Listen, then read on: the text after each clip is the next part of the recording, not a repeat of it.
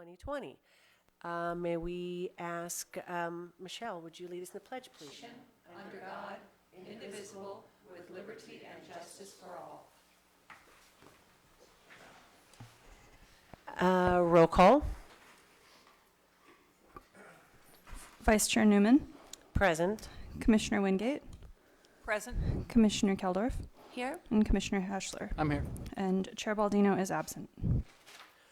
All right, we, at this time, will open for public communications related to city business only and for which the Planning Commission is responsible, 5 minutes per person. Is there anybody here that wishes to speak in this initial public communications?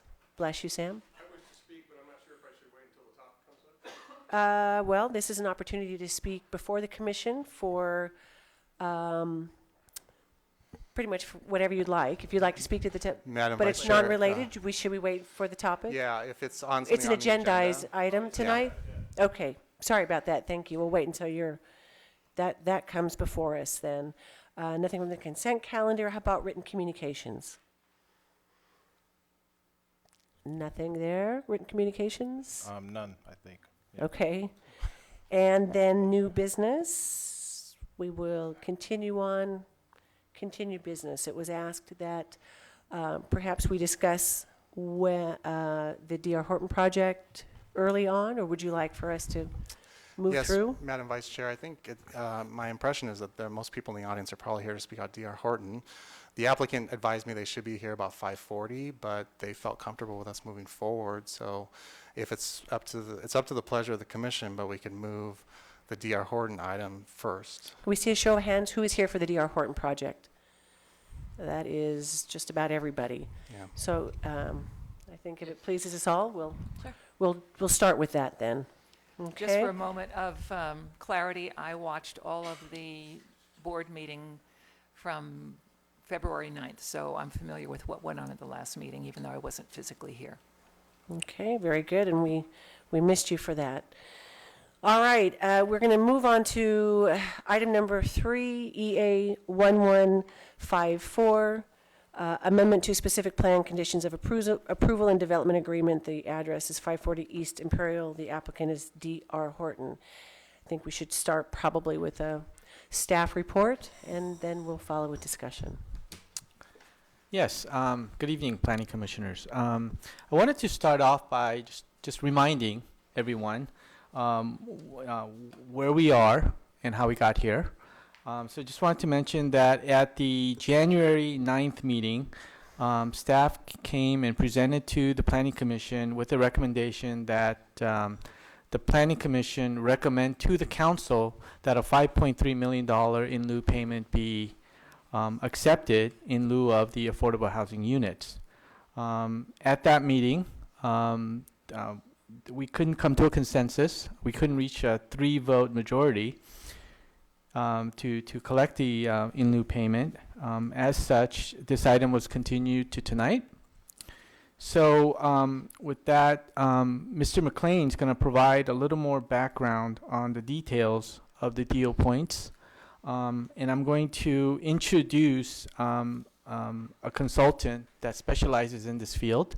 And then after that, I'll conclude as to what will happen after this meeting, whatever decisions that is made, and what will be presented to the council.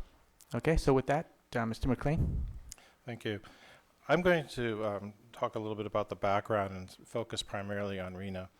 And as you may know, our current RHNA number in this cycle is 69, and in the next cycle, which starts in October of next year, it will be 526. It's not a very large number compared to what the surrounding cities have, but it's a very significant jump for us. You might explain to the viewing audience what RHNA is? Thank you. It's an acronym that stands for Regional Housing Needs Assessment. And every community, every county and city in the state of California is given a share of responsibility to provide for housing every cycle. And the cycles, I believe, are 8 years now. The next cycle starts, as I said, in October of next year. And we'll have 8 years to find a way to come up with 526 units. Past cycles, the city's obligation was to just find locations where that would be possible. We never had to build the units. We weren't held responsible for that. We just had to demonstrate that there was capacity within the city by finding sites and documenting that they could be built to a certain density and that they would be available or could be feasibly available within the time frame. The next round is going to be a little tougher. We have to actually find sites that are available, and we will be held accountable, as all the cities will, for the production that we are not going to build. We're still going to be held accountable. Now, the number is not going to be possible for most cities, but we think that there may be a possibility to hit our number in El Segundo, which would be outstanding if we could do it. Mr. McLean? Yes. Is it the same ratio for extremely low, low, moderate for the 526 as it was for the 69? I haven't checked that. I think it's gone up. It's more. There'll be more emphasis on the lower end. So I believe our number on extremely low is like 199 or 200 in the next round. Is that right? Maybe 99 or 100. It's a lot. It's going to be very challenging. Anyway, the implications of this are that we currently have a situation where the D.R. Horton project has 2 extremely low units required, 2 very low units, and 2 low income units, no moderate income units, and all the rest of them are market rate. We've already hit our market rate number years ago, so that's not we're not getting credit for those. If that is the end recommendation and that's what the council accepts, then we're good. Because when you lose affordable units in your inventory, you have to replace them. And we're operating under new rules now, but the old rules said if you lose any units, you just have to have additional capacity in your inventory to account for those. We had excess inventory by a lot, like hundreds of excess inventory, so there was no problem. However, in 2018, the laws changed. Now you have to find inventory in the income category that you lost it in. So if we don't change the parameters of this deal, then we'd have nothing to worry about because that change happened in 2017 before the law changed. However, as we've discussed many times, that's not a really viable solution for the people who end up with those units. They won't be able to stay there. They won't be able to afford to stay there. So the alternative was 8 moderate units, and 8 moderate units becomes feasible, but it has another problem because that would happen after 2018 because it's happening in 2020, and that triggers the need to find 2 extremely low, 2 very low, and 2 low units to add to our inventory that have to be feasible to be built, and we will be held accountable for them for the next year and a half. That's nearly impossible. So I would not recommend that choice. However, if we take the in lieu fee, we'll still be in the same position. We will not have we will have removed those 6 units from the inventory, but we believe that through a reasonable discussion with the Department of Housing and Community Development, that we can demonstrate that we're taking the money and applying it to the production of housing in the future as fast as we can, and that they will accept that, not as a replacement. We'll still be obligated to find out, but maybe not to do it in the time frame that they specify in the law, which is 180 days, which is practically impossible. So it leaves us in a better position to explain our situation and to justify our position to the state. So that's part of our recommendation for taking the in lieu payment rather than going with 8 moderate units. And Mr. McLean, what is the mechanism for explaining that to the state? How is that monitored, and how do they follow up on that? Well, they're already following up on it because when this first came up, they called me. They were tipped off, I think, and that's fine. I explained to them that we saw it as a net positive, and they said, that's fine, thank you for the 8 units, where's the 6? And that's that was hugely problematic for us because we just can't squeeze them in anywhere. If we had a program that we could devise over the next, several months or years that would allow us to create some sort of a program that would allow us to either acquire apartments and rehab them for affordable units, that would give us a mechanism. We don't have that mechanism now. We have no means of producing these ourselves, but we would still be held accountable for them. And one question, so the 2, 2, and 2, do they have to be completely new housing units, or it could be the acquisition of something that's considered quote-unquote market rate and converted to very low? My understanding is they have to be new, affordable, but not brand new necessarily. Not newly constructed? Yeah. What's the difference? Meaning new to the market? No, new is affordable as opposed to brand new. So in other words, they're now counted as affordable. Like they're already in exist, so a 6-unit apartment building.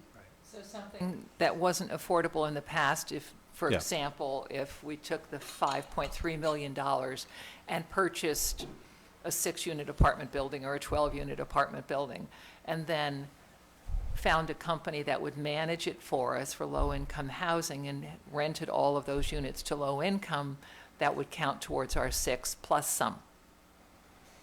That's my understanding. Okay, I just wanted to be sure I understood what you were saying. Yeah. It does have to be a substantial rehab. It can't be a light rehab. So we'd have to find something that needs a lot of work.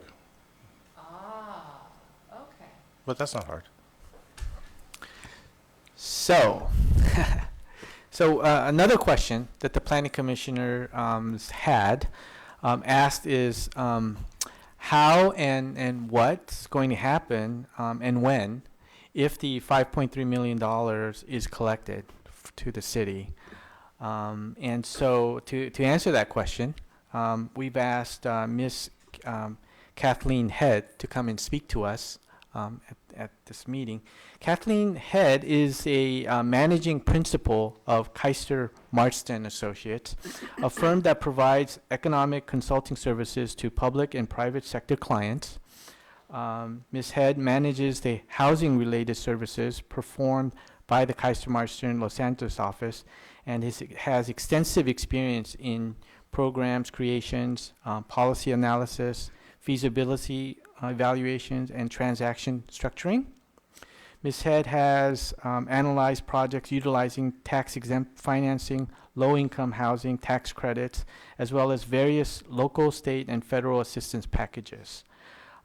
She joined Keister Marston in 1983 and manages the firm's affordable housing practice. During that period, she's had more than 100 public sector clients throughout California. In short, she is the expert we were seeking. So with that, Ms. Head. Good evening, Commissioners. Is this on? Yes, it seems to be on. So I've been asked to come here tonight, I think primarily to answer questions that you may have about this process, but to just give you a little bit of background before that. And so I think a couple of things to keep in mind on this ownership versus affordable rental is just how it works for the individuals and how it works for the city and how it works for the owners. And so I think an important thing to think about when you have on-site affordable ownership is, one, the costs that are incurred by the homeowners over time. So you can set the affordable sales price up front for these units, and you can make them affordable, and the developer just discounts the price to get to the affordable level.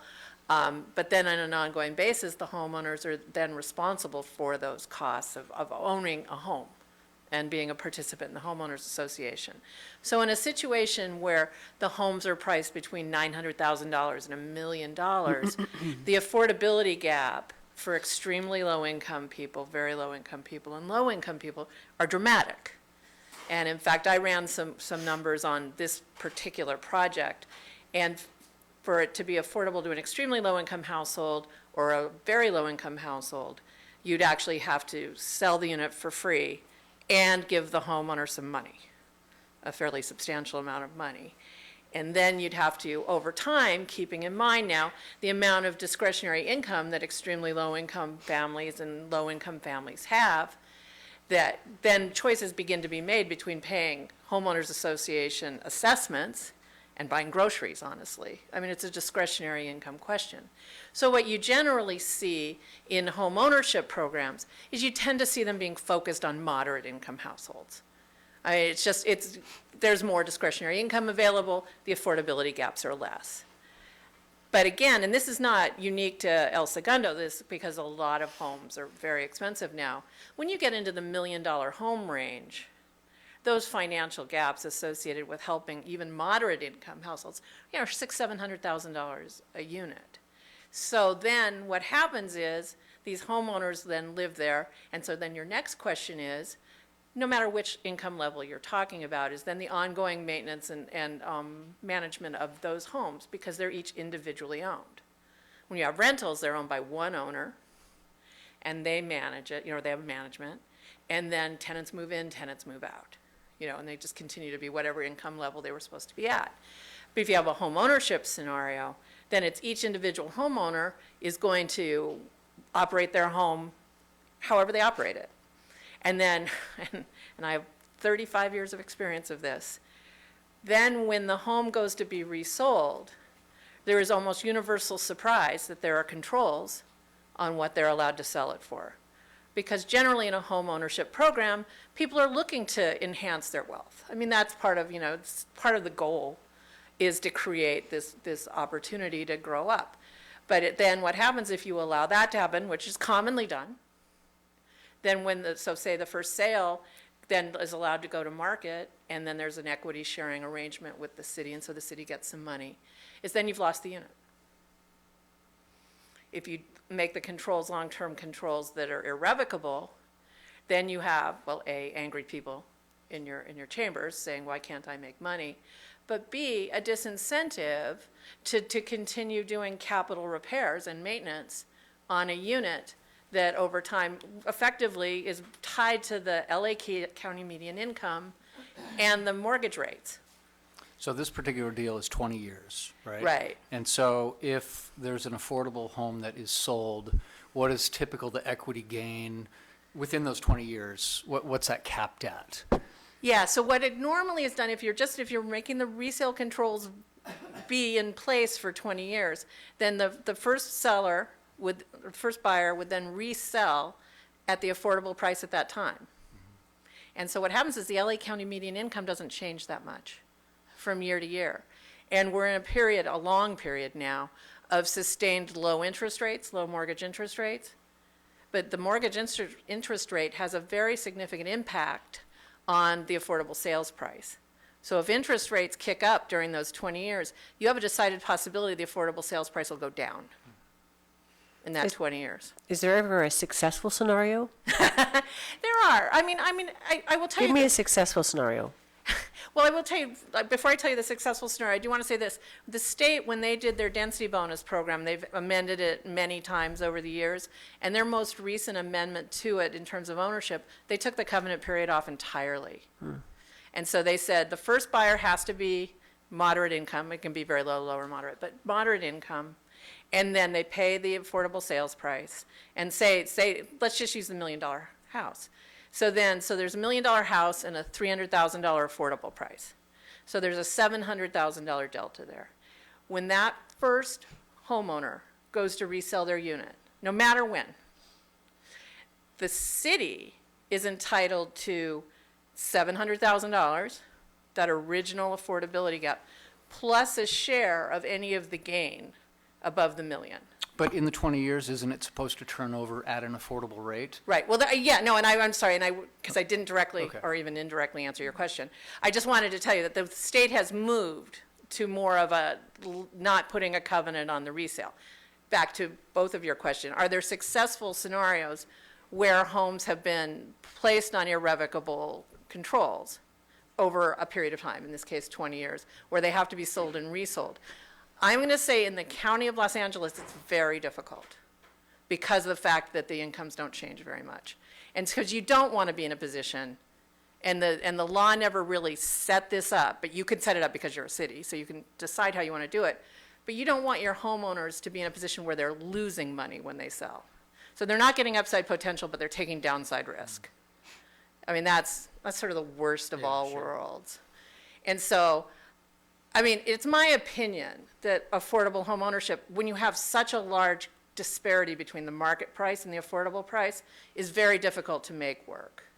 Can you help me understand that part of it a little bit? So Sure. if a townhome that's now selling for $1 million, a decade ago was selling for half that. Right. Why does the increase in price, the home is still the same, it's the same size, we're not talking about a 4,000 square foot home, or I grew up in Florida, a 6,000 square foot home, which was $300,000, Sure. right? So why does the differential in the market price of the unit, and the bigger that gap is, why does that put additional strain on the affordable units? Ownership. No, units? it's an excellent question. And the primary reason is because in the case, all right, so say it's 15% affordable and 85% market. The 85% market people are going to have different wherewithal in the manner in which they want to keep up their townhome project and the amount of money they're willing to put in over time to enhance and improve that property. Whereas your people who are living on more fixed incomes who couldn't come close to affording the $1 million house are then in a position where they generally can't afford to keep up with what the HOA wants to do. Okay. I lived in a condo like that once where I lived on the first floor and the people on the third floor were a lot richer than me. And I mean, I was just barely scraping by on buying it. And then we had to deal with whether we got brass door knockers and stuff. And I was just like just making my mortgage payment. I mean, so it's just, so when it's closer, when it's a closer gap, you tend to get people with closer incomes who then just have similar economic situations. And maybe it's a question for D.R. Horton later. I don't know, are there any control mechanisms on the HOA? Can it only increase so much, or it really is completely operated by Waypoint? Okay, so Brea did a program in the early 80s where they required 20% of the units to be very low income in this condominium project. And effectively what happened is, because once the units are all sold, your developer, whoever they are, is gone. So now the homeowners association controls.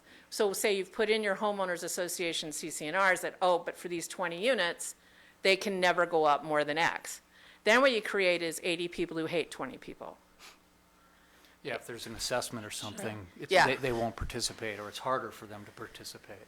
Right, and it's very true, because these 80 people who bought at market price, they had nothing to do with the fact that there were these 20 affordable units, and they didn't get any kind of discount by virtue of buying these 80 units. So all they do is they have a problem. I know that project in Brea, and ultimately they just took the controls off. The other issue, just with a 20-year restriction, and this is really getting into the weeds on this, is it's very likely that the LA County assessor will assess it as property tax at the market price, which then the market price makes it further less affordable for the buyer. You mean at the 20-year mark, or Well, I mean, the it- life of the? Yeah, the assessor's not consistent on this. It's possible, so I'm not going to go out on a limb and say it's absolutely this way. If you go 30 years, I know the assessor will then say, okay, we're going to assess at the affordable price, the LA assessor. It's not consistent throughout the state. But if you, on the other hand, if you say you can buy out, or if it's a shorter term, then they say, okay, then it's not an irrevocable covenant, and so it's effectively a market rate unit, and so we're going to assess it. I can't say on this project, 20 years is a pretty long time. I haven't seen a 20-year restriction. That's not a common restriction. And so I can't say for a fact, but I think it's something to keep in mind. Okay. So anyway, that was that part. So then what I wanted to just talk about was if you then take the in lieu fee, which is very commonly done in inclusionary housing programs for ownership units, because of the issues I've discussed largely, is if you take the in lieu fee and then channel that to rental units. The advantages to rental units are several-fold. One is you have one owner, one manager. As I said, tenants move in, tenants move out. They're not concerned. They don't think they have an equity share in the unit, so they're not concerned about any kind of resale control or however long the covenant is. You can absolutely apply a much longer covenant to a rental unit without creating an impact. Two, there are qualified affordable housing developers out there who, this is what they do. They do affordable rental projects. They can, it would be important in a situation like this to find an affordable housing developer who has, is at least somewhat close geographically, so they have an incentive to do what would be, smaller size projects. But the nice thing about rental is there are a variety of outside assistance sources available for rental projects. So there's low-income housing tax credits. The County of Los Angeles has money. There's money from the state. There's a big push, which I'm sure you know, throughout the state towards affordable housing. So your $5.3 million in this instance, coupled with other in lieu fees that you might collect from other projects coming your way, could then be used with a qualified affordable housing development company to then create an equal or greater number of units at deeper affordability. And I think that's really the important part, is just, to me, it's just the deeper affordability, especially given the situation of your 222 and having to replace those As you speak to a units. developer, are you talking about someone who would build units or someone who would modify them? And talk a little bit about significantly changing, so if we took our $5 million and bought a 10-unit apartment building that exists right now, what would have to be done, even if it was just a decent building now, to make it affordable?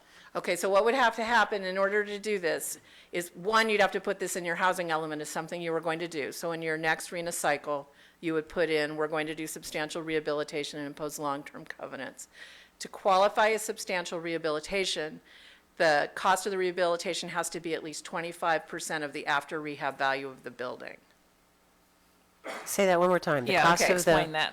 Okay, so if it, let's just say, because it's easy math, that the unit's worth $100,000, you'd have to spend $25,000 on rehab. What if they didn't need any rehab? You can't do it then. Why not? Because Because you that's the can do point. it, but you can't get RHNA credit for it. It's a legal use of your money and your in lieu fees to create affordability, but RHNA's really focused on new production. But isn't it about the rate that they're giving the affordable, or the people that need the help? It would be, except for the state has not defined it that way. Your point makes logical sense. A lot of the stuff the state does isn't necessarily logical. And this So it part of has to the be- argument, Yeah. you're taking the worst units in existence that probably are operating already at some level of affordability within that community, right? And trying to improve them to a standard that is equal to what a market rate unit. It's Yeah, and- more or less was a concession by the state to allow you to count existing units towards RHNA.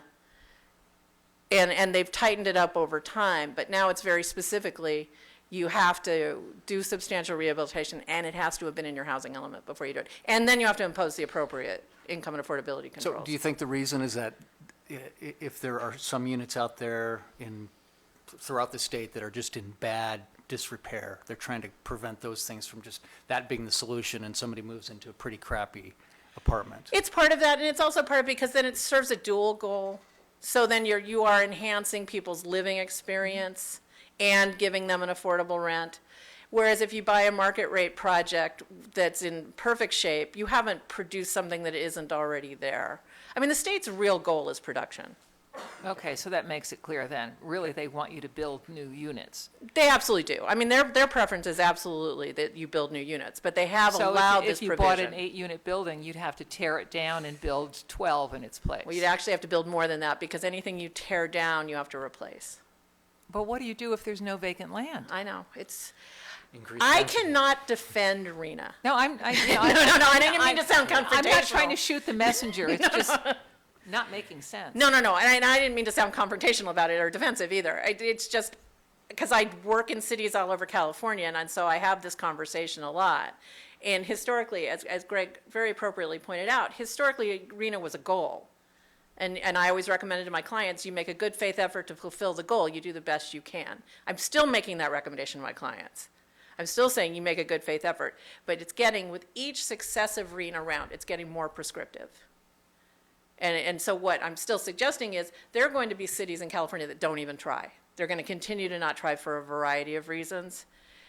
You don't want to be them, because the state's very, very active right now in chasing down what they consider to be people who are not abiding by their new rules. Well, we want Oh, to no, provide you know, housing for people. We don't want our population to leave. We don't Right. want our lower-income people to leave. Right. We want our school teachers to be able to live in town. Sure. So what would the scenario, if we had $5.3 million, what could we do with it?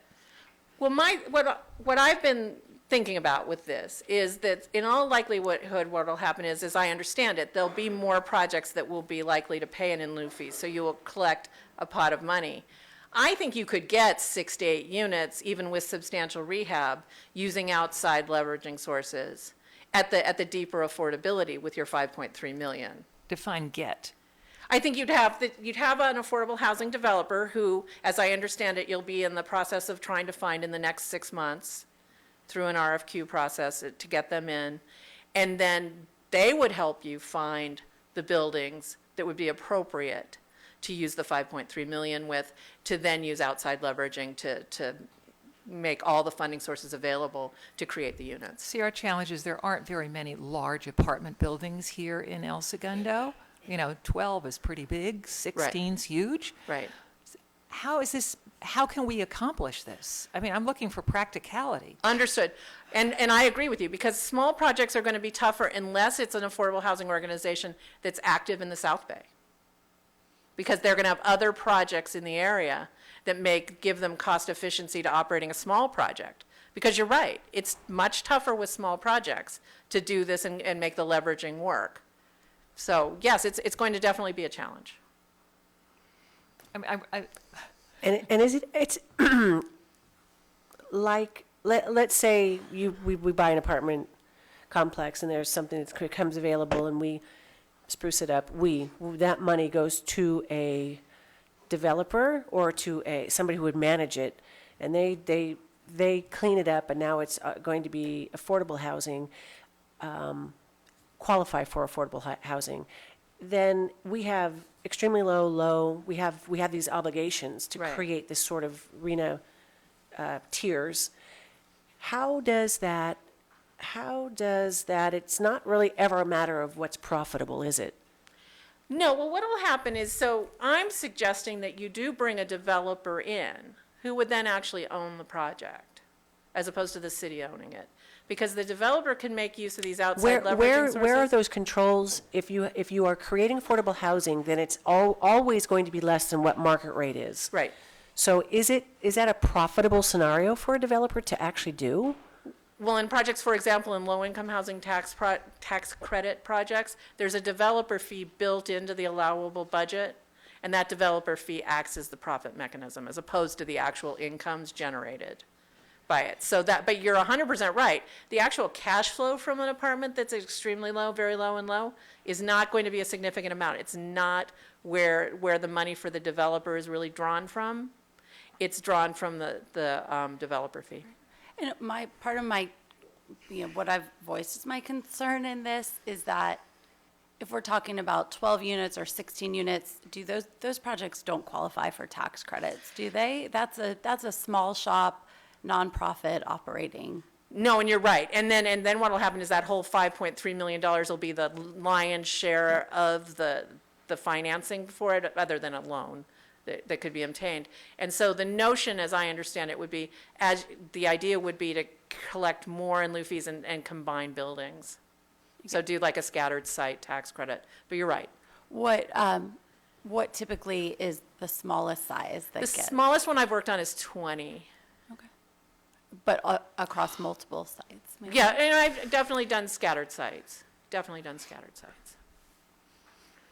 It's a challenge. I'm, For us, it's a huge challenge. Sure. It's a huge challenge. Our lots aren't that big for multi-units, and if you have to tear down a 12-unit building in order to put up a 20-unit building, you only gain 8 units. No, don't do that.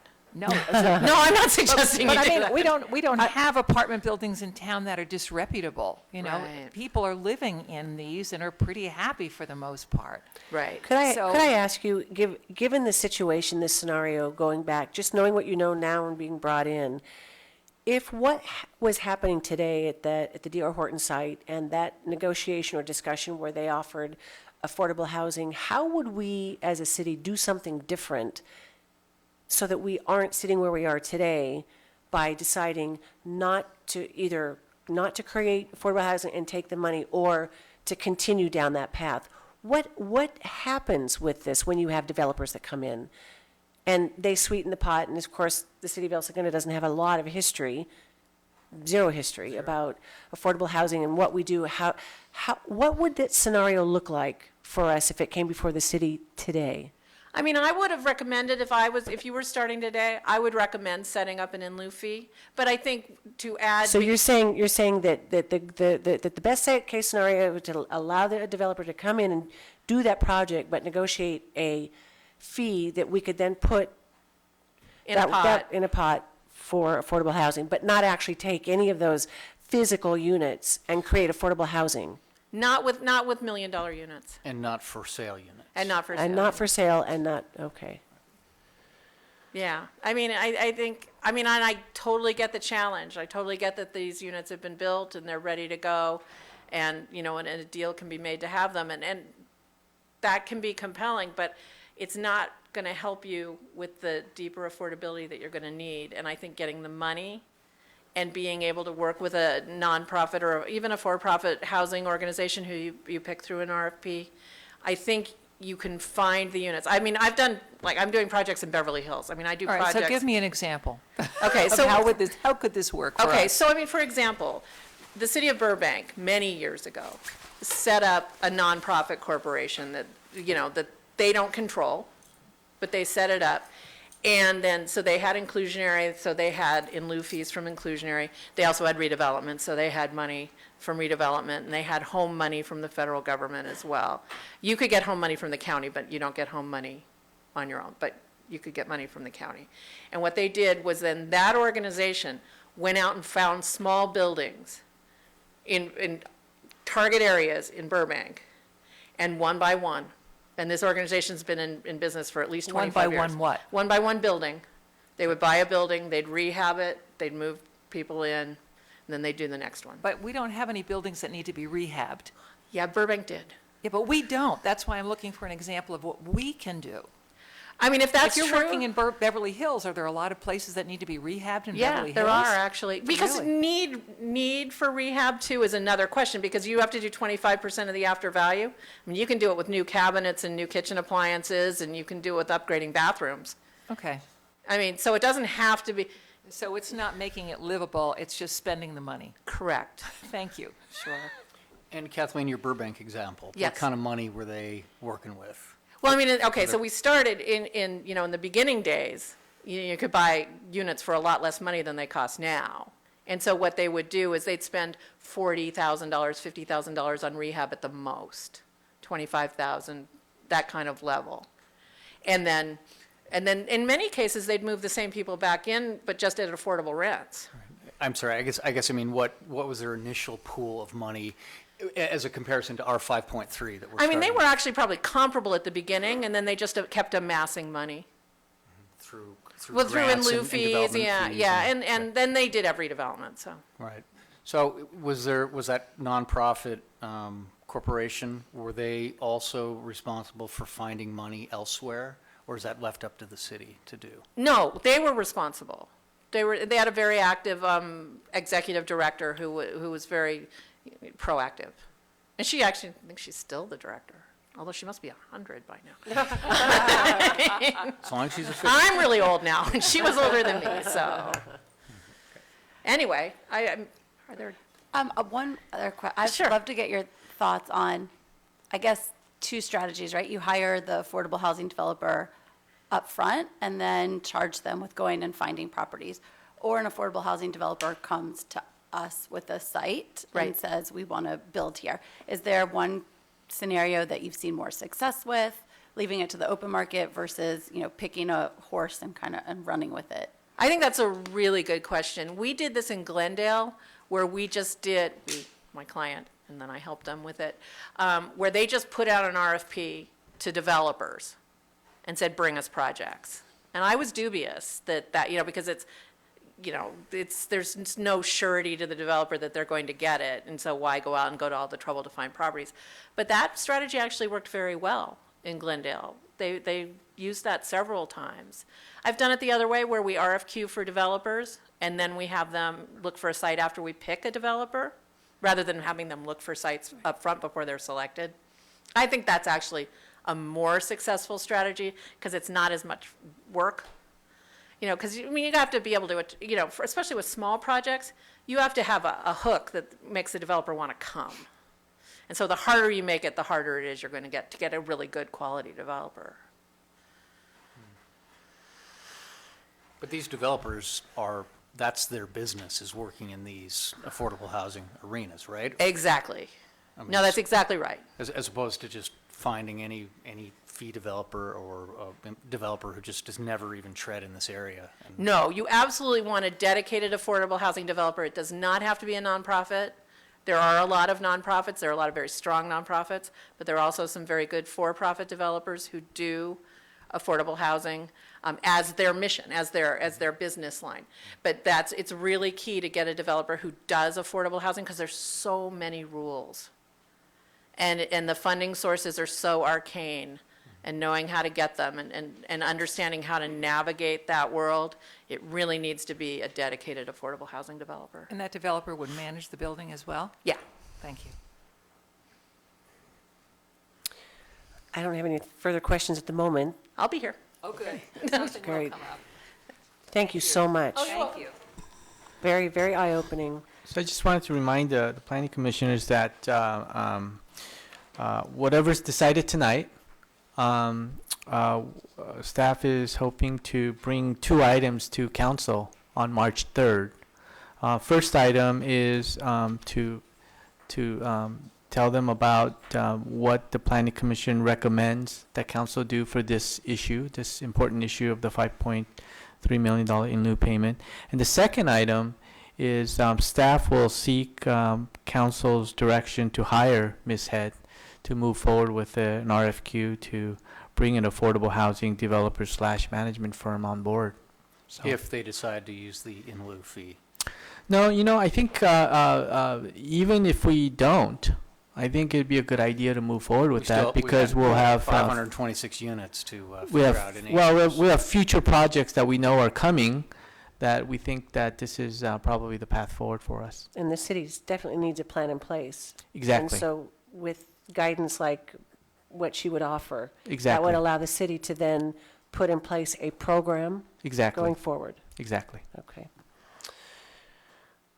Any further comments from you, Mr. McLean? Okay. The only thing I would add, Madam Vice Chair, is that what staff had presented at the last meeting is a resolution supporting staff's recommendation. And so if any of the commissioners, I know it's been a while since the last meeting, if any of you need a copy of the resolution, I have it here. That's in line with staff's recommendation. The applicant is here, so if you're going to open up for public hearing, probably best to have the applicant go first, and they can answer any questions that you may have and then open up to the general audience. Very well. Thank you, Mr. King. I think we'll do that right now. We'll open it up to the applicant.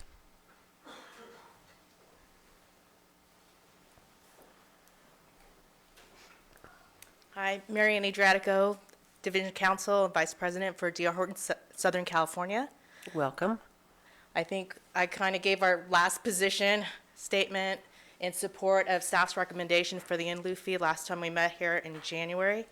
If there are any additional questions that I may answer that weren't previously addressed in staff's presentation, as well as Ms. Heads did a phenomenal job of explaining the benefits of an in lieu fee and sort of the more widespread benefit the city can get from an in lieu fee. But I think you brought up one question related to the HOA fees. I don't know if you've had that adequately addressed, but Is there any cap on what HOA dues can increase? Forget affordable or market rate, just in general, once the initial HOA is set, how does it typically, at what point does the developer hand it completely over to the association? And who manages the association? at a certain point of sellout is when the developer loses control of the board and no longer controls the management or the budget preparation. Just for way of background, when we were dealing with this whole affordable issue and how impactful the HOA dues were on qualified affordable families to afford the units, we'd actually ask the Department of Real Estate, could we have a different set of HOA dues for those affordable families apart from what the sort of market rate families were paying? And unfortunately, it's against DRE regulations. So we did try that route, because effectively what you're asking the market rate families to do is subsidize. Well, I guess I'm just more curious, on a typical project without affordable units, what does the HOA typically, is there a standard that it increases year over year? There's a range. I think if it increases more than 20%, it needs to go to the vote of the membership. If it gets decreased by more than 10%, which is likely not the case, it goes to the vote of the membership. So it's kind of governed by the home owners themselves as to what their HOA dues are, but it's not as if you can really spin them out of control, because they have to be in line with what the actual costs are and operating expenses are for that community.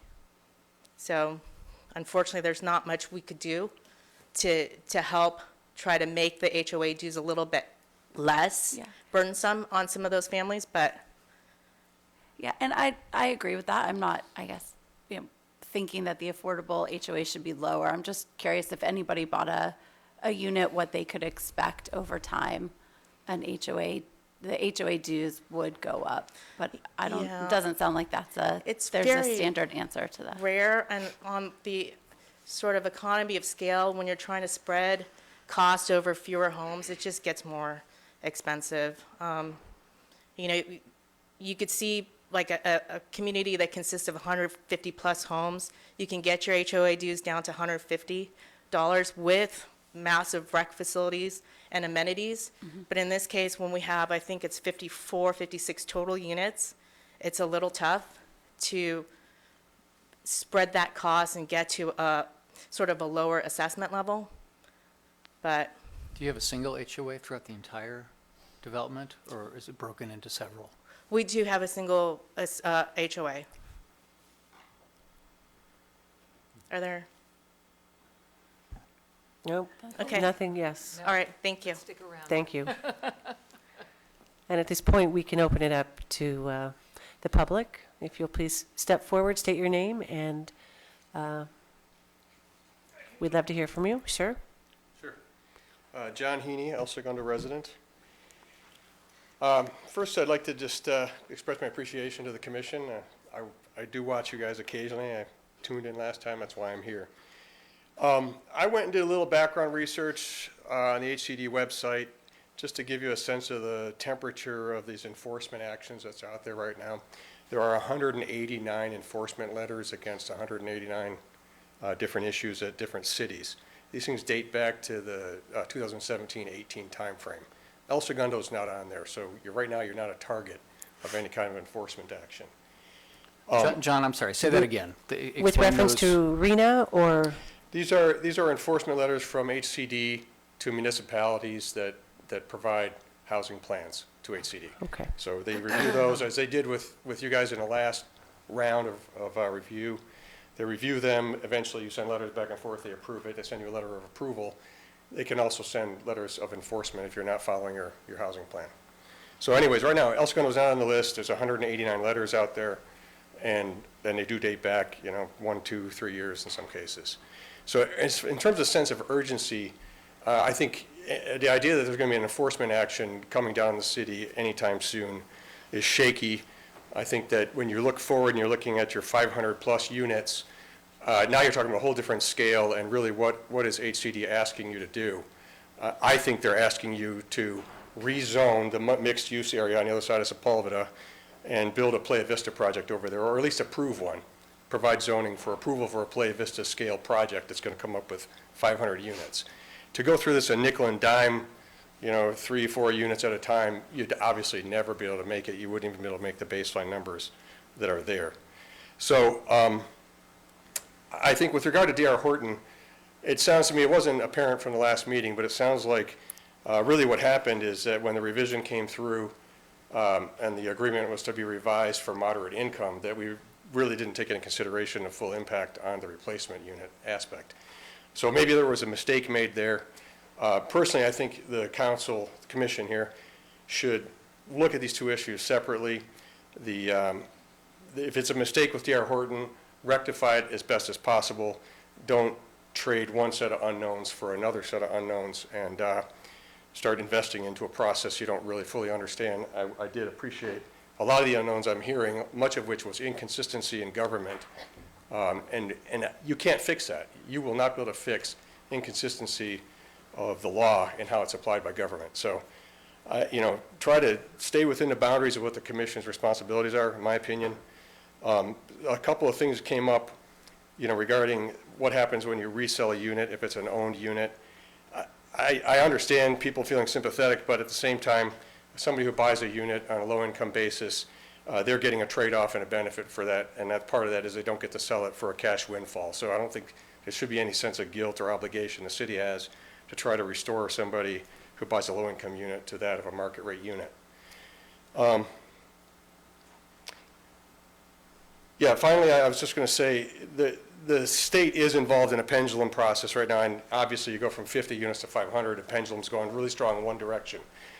And it's one thing to show compliance to that, it's another thing to jump in and advocate and to start trying to build it, because odds are you're not going to make it. As I heard, there's a lot of cities that aren't even going to try, and I think it's important for us to come up with a plan, but don't overreact to the swings of the policies that are out there. Give yourself flexibility and have a long-term strategy. Thank you very much. Wise words. Thank you, Mr. Haney. Anybody else would like to address the commission? Come on up. It's okay. Hello, my name is Kyle Wood. Hi, Kyle. I am a 6th grade history teacher at El Segundo Middle School. I've been teaching there for 5 years now. I currently do not rent or own in El Segundo because it is not affordable for me. I actually have a affordable housing unit in West Hollywood where I live, and I've been living there for a long time. So I'm not ready to move until I'm ready to buy right now. I have been very excited about, I guess, a year now, this whole scenario of having some units available for, I would qualify at the moderate level, and to buy in El Segundo. I plan on teaching here for long term. I've already been here 5 years. I don't plan on going anywhere. And I think I'm kind of the candidate of people you would like to have in these affordable housing units long term, that 20-year, and someone who is going to be, working in the community. I would love to live in the community I work in, and right now that's not possible because I cannot, if I want to buy, it's $1 million thing, and that's not going to happen for me right now. So I would just kind of urge the Planning Commission to kind of consider this. The deal that had been presented to the community for about a year now, that, yeah, there's going to be these 8 units, and we can put families into them. So I've had some of my own students' families been at these past meetings as well, pushing for the same thing. They would like to see this happen. And I feel like if, the city has put it out there, this thing can happen now, it's kind of like, well, we're doing a whole reverse, we're taking it back off the table. And so that, I don't know, the integrity of that as a teacher kind of doesn't sit well with me, but it's your guys' decision and everything. But I would love the opportunity to throw my hat in there. I know it's going to be from past meetings, it could be a lottery system, whether it's me or it's not. I would just love to put my name in the hat to have that opportunity, because the opportunity to live in this great community where I teach, where I work, it's a big deal to me. And for someone who tends to be here long term, to be shut out for, like I am right now, I'm going to continue to be shut out. So, yeah, that's just, I would hope you would move to abdicate this in lieu of fee of the what if we can do these things. I feel like right now you have 8 units that are just sitting there. I drive by them all the time. Let's put some people in there, who could fulfill these requirements and we want to have here as residents. Thanks. Thank you. Thank you. Anybody else like to?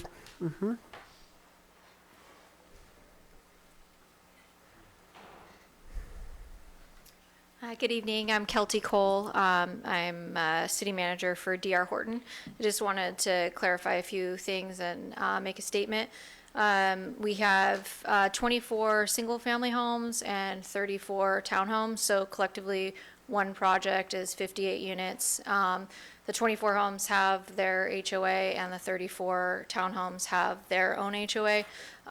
With townhomes, everything on the exterior of the home is maintained by the HOA, so that's why attached product tends to have a higher HOA, which is a little bit different than having a affordable single-family home. And if you just took the $400, I'm going to just use that as a round number, over 20 years per month that they would be paying into the HOA, that's about $100,000 out of pocket that a affordable unit would be paying, and not necessarily recouping if you looked at just that time period, and if, you know, interest rates went up. And the other thing I'd like to say is that we've been working tirelessly with the city of El Segundo, and we have affordables, and then we have market rate units that are also tied up in this process, and we have buyers that we really want to move into those units. So we really want to get to a decision on this matter so we can put this behind us. And I don't think that we are coming before the Planning Commission, the residents of City of El Segundo, City Council, on trying to skirt any requirement. This project is a new project for the city and was earmarked for affordable housing, so it wasn't something that we sweetened the pot on, but it was a new project that could allow for arena numbers, and that's how that became. But if we are the first and we didn't create affordable units for sale because there wasn't proper things put in place with the city of El Segundo from the beginning of when the project was approved to right now. There is no one person at the city that manages affordable housing. There is no consultant that advises the city. All of this is new and is being created while we're trying to sell units, and we're trying to work with the city to do all of those things, but time has gone by in years, okay? So we are paying about 58 units over the $5.4 million is about a $91,000 in lieu fee. That would be the baseline for all your future projects going forward. That if you're looking at a new residential project, what we pay would be the new baseline for an affordable in lieu fee if you are going to fund a project or your affordable program. So I just wanted to make that apparent because it is a big number. If you were to Google what other city in lieu fees are, they're far less than that. So that's all I had to say. Do you have any questions? Yeah, I have a question. So you guys, there's 8 units that have not been sold yet, and you guys have obviously been carrying those 8 units. Yes. And you can't sell them until this deal is worked out. We have 6 affordables and then 2 additional units to make the 8 because of what we had discussed. And then we're further restricted on 6 market rate units that could have been sold back in July to buyers. But because of the denial with City Council and having to restart this process, those units are all under contract with buyers waiting to close escrow, but we can't close them until we've closed escrow on the first affordable unit. And that is language that the city put in place on our project, and is not a condition, but it was part of an affordable agreement that was recorded against the property. So you sold, you haven't gone into escrow yet, but you've sold units or promised units to some buyers that you can't close on yet. Yes, our contract states that there is a acknowledgement, a disclosure that, you know, this is, you know, tied to the process of affordable, you know, because of the city, yeah. So one of those buyers contacted me, called me on the phone, and, you know, he's very frustrated. Yes. And I feel his pain. We do and his too. wife's pain. But my question is, why sell the unit until you know that you can actually close on it? Because we had already been approved to do the 8, and then the consent item wasn't voted against, and then that had to restart it. So that particular homeowner actually purchased a home in between that period of approval and denial. So prior to July or so, whenever that was Yeah. done? Okay. In and around that time period. Okay, so it's not like you've been out selling units that you can't really release yet? No, they were finished. The flooring's in, we're done, when they've been done. So the maintenance on that is like our financing charges we're paying to carry those units. And if it was a small developer or a mom and pop builder, this would be astronomical. I mean, it's not okay for us.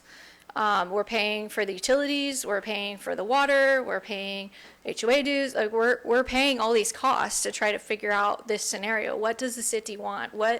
How can we close this matter? Our single family homes have all been sold and they're all lived in as of December. And all the other units have been sold and closed at Waypoint except for the affordables and the market rate. So. Thanks. Mhm.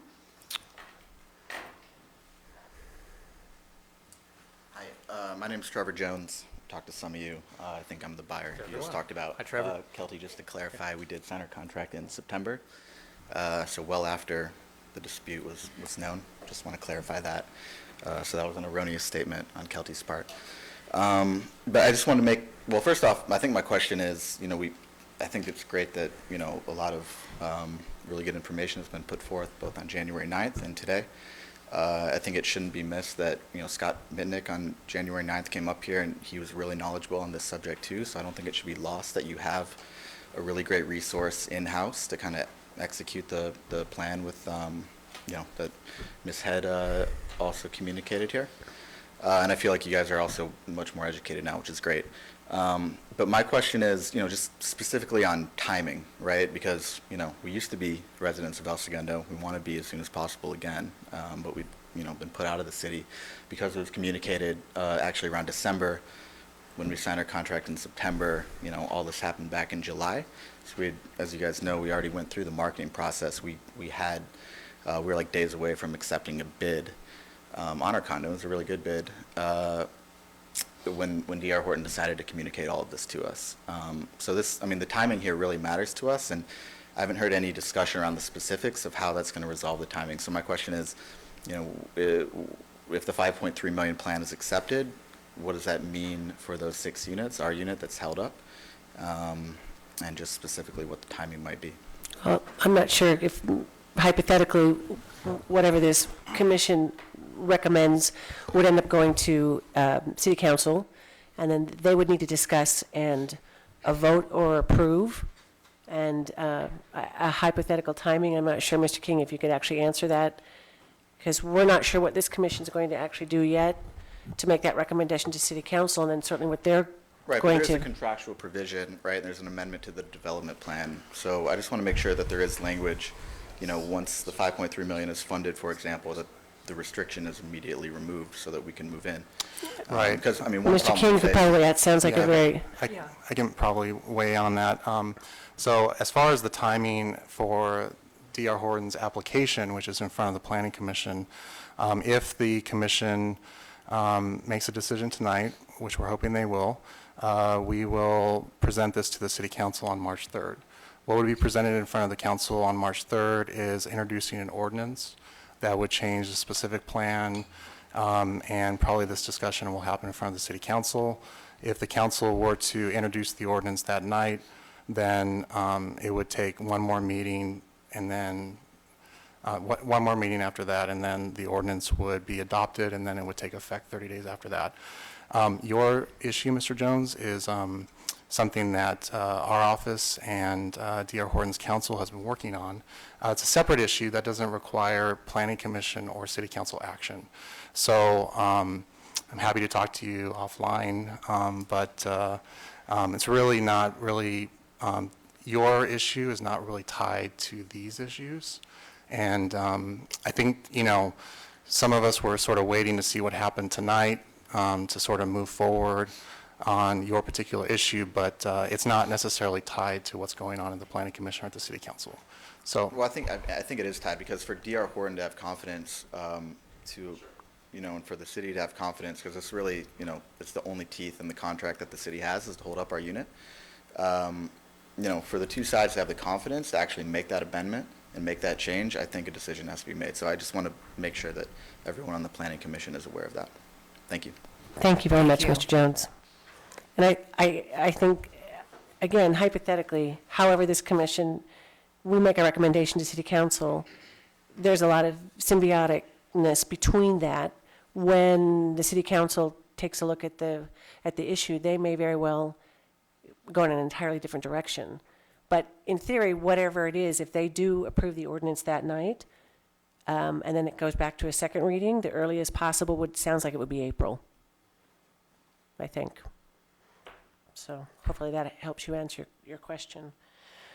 Anybody else wish to address the commission? Okay, I will close public hearing, and then the rest of the comments can come from the dais, and we can certainly chat about it. And we've got a lot of resources here. I think it's important to note that what is actually on the table is 2, 2, and 2, not 8 moderate. That was never actually approved, though it was a recommendation from City Planning Commission, but that was never actually approved. So the original language that was in the agreement of 2, 2, and 2 is actually what's on the table. So it's 6, extremely low, low, very low, and low. Isn't that correct? 2 extremely low, 2 very low, and 2 low. Right.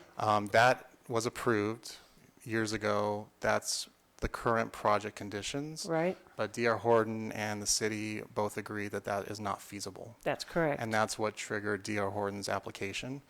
D.R. Horton's application to the city, I believe it was back in November, December, was 2 options. Number 1, in lieu fee. Number 2, 8 moderate units.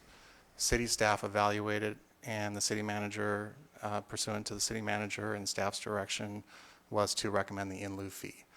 Staff always prepares the documents in line with staff's recommendation, which is why staff presented a resolution recommending the city council the in lieu fee. So that's what's on the table, if you will. D.R. Horton's other option was the 8 moderate units. So that's in play as well. It's just staff doesn't support that recommendation for all the issues, all the reasons that staff and staff's consultant has mentioned. And this came up at our last meeting, that we would not, let's just say, and I have no idea because we actually haven't spoken since January 9th, but if there was a decision to go back to the 8 units, we would not have to come back here and do that again. We could just make that recommendation to council. Yeah, that's fine.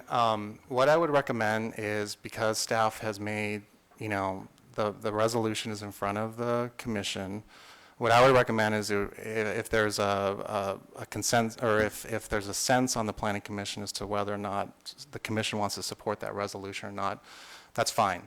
And then if the commission has a consensus on the other option or some other recommendation that you would like staff to take to the city council, we can do that. But we would like to move forward after tonight. So yes, in answer to your question, Commissioner, if the Planning Commission is comfortable with it, we'll move forward with whatever the commission's direction is tonight, regardless of whether it's in a resolution or not.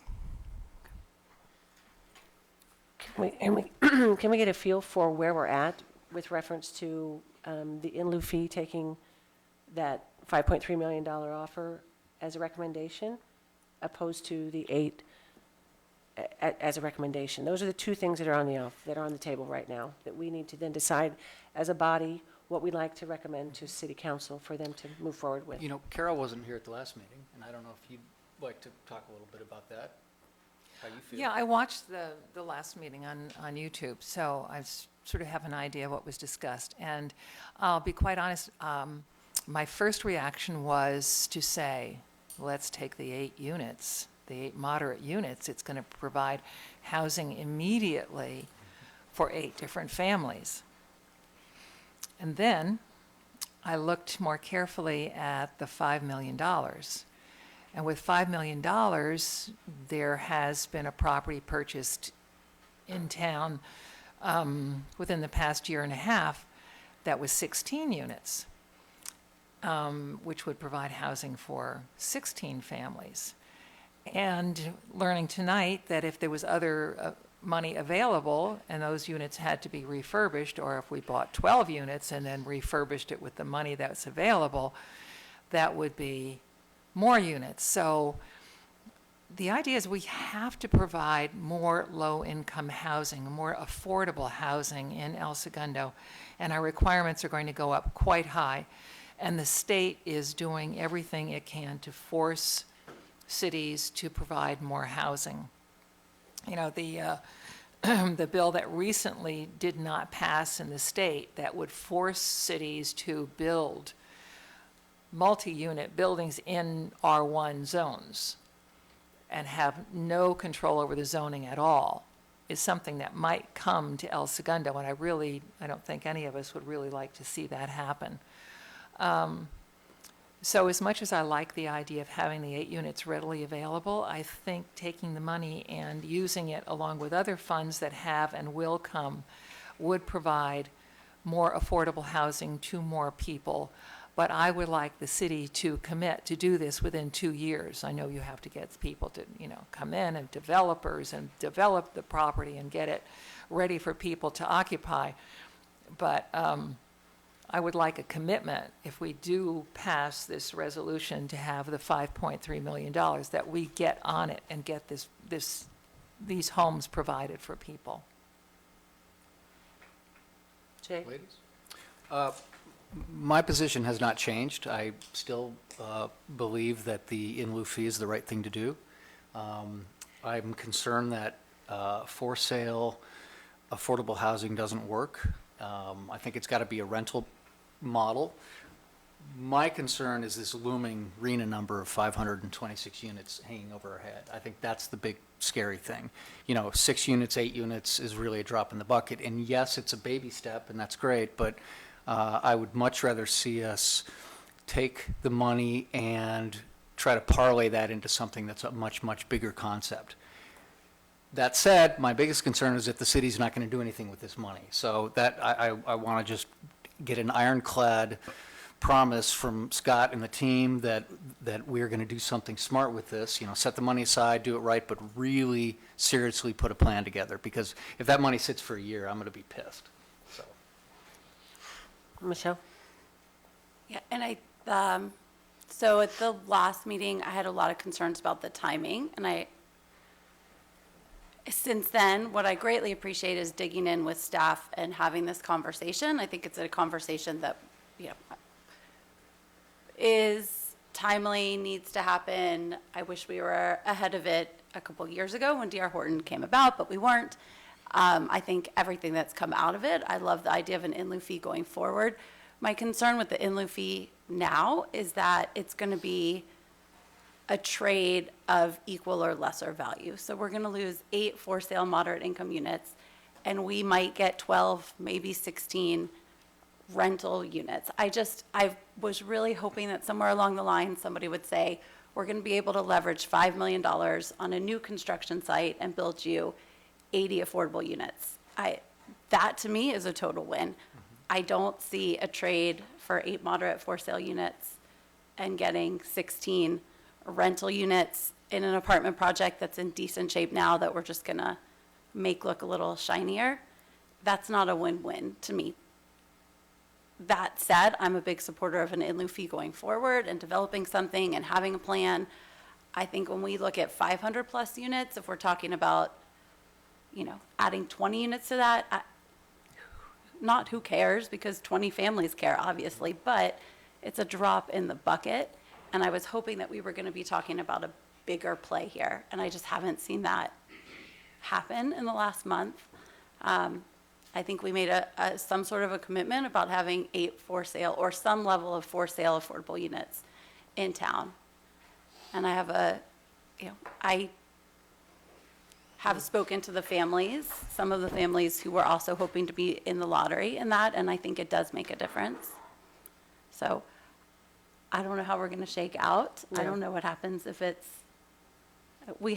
I do agree that we have to put something forward to City Council. Yeah. Can you, Mr. McLean, speak to what would the picture or the scenario look like for the city if the commission recommended 8 to move forward as a recommendation for 8 of moderate housing as our recommendation? Just what does that look like? Well, When we would take that recommendation to the city council. I appreciate that, Yeah. but then what happens after that? Well, I don't know how they'll decide. Can I Sorry? ask you something that, No, hypothetically, yes, if I'm if sorry, if that ended up city council approving our recommendation, what then does that look like for our city? That's not part of the original agreement. No. What does that look like with reference to our housing obligations, our Okay, real numbers? with reference to RENA, we would have made progress under moderate housing. I believe our number is 12 currently, so that would take care of 8 of the 12. But we would have gone backwards by 2 on the other categories. And unfortunately, going backwards, regardless of making progress on moderate, is going to have to be made up. So that would So I'm going to ask you, though, in this way, because no matter what, even if, let's say, the council decides to take the money, Yes. you still have to have a conversation to sell the idea that, look, Yes. we have this You're in absolutely place. right. The difference So- is I would have something to show that we're making a sincere effort, whereas if we just took the 8, I would say, yeah, we did that, but that's all we have. We don't have any means of But providing what the if, 6. well, would they like to hear that we've got A consultant. a consultant in place and that we're creating a program? Yeah, and they would, of course, but they would and still then- want the 6. they still want the 6. Is Yeah. there an obligation for that would trigger like, oh my God, I've got, Well, pursuant to the law, yes, we would be required to come up with a plan within 180 days. and where do you get the 180 days as a number? How does that It's in the work? statutes. Say again? It's in the statutes, the government code. The state of California or Yes. City of El Segundo? No, State of California. Why 180 days? What happens 180 days after you take the It's hard to $5.3 say. million? There's a very good chance that they may be preoccupied with other things and nothing could happen. So, okay. But on the other hand, they already are aware of this situation. They contacted me in December of 2018, I would think it was.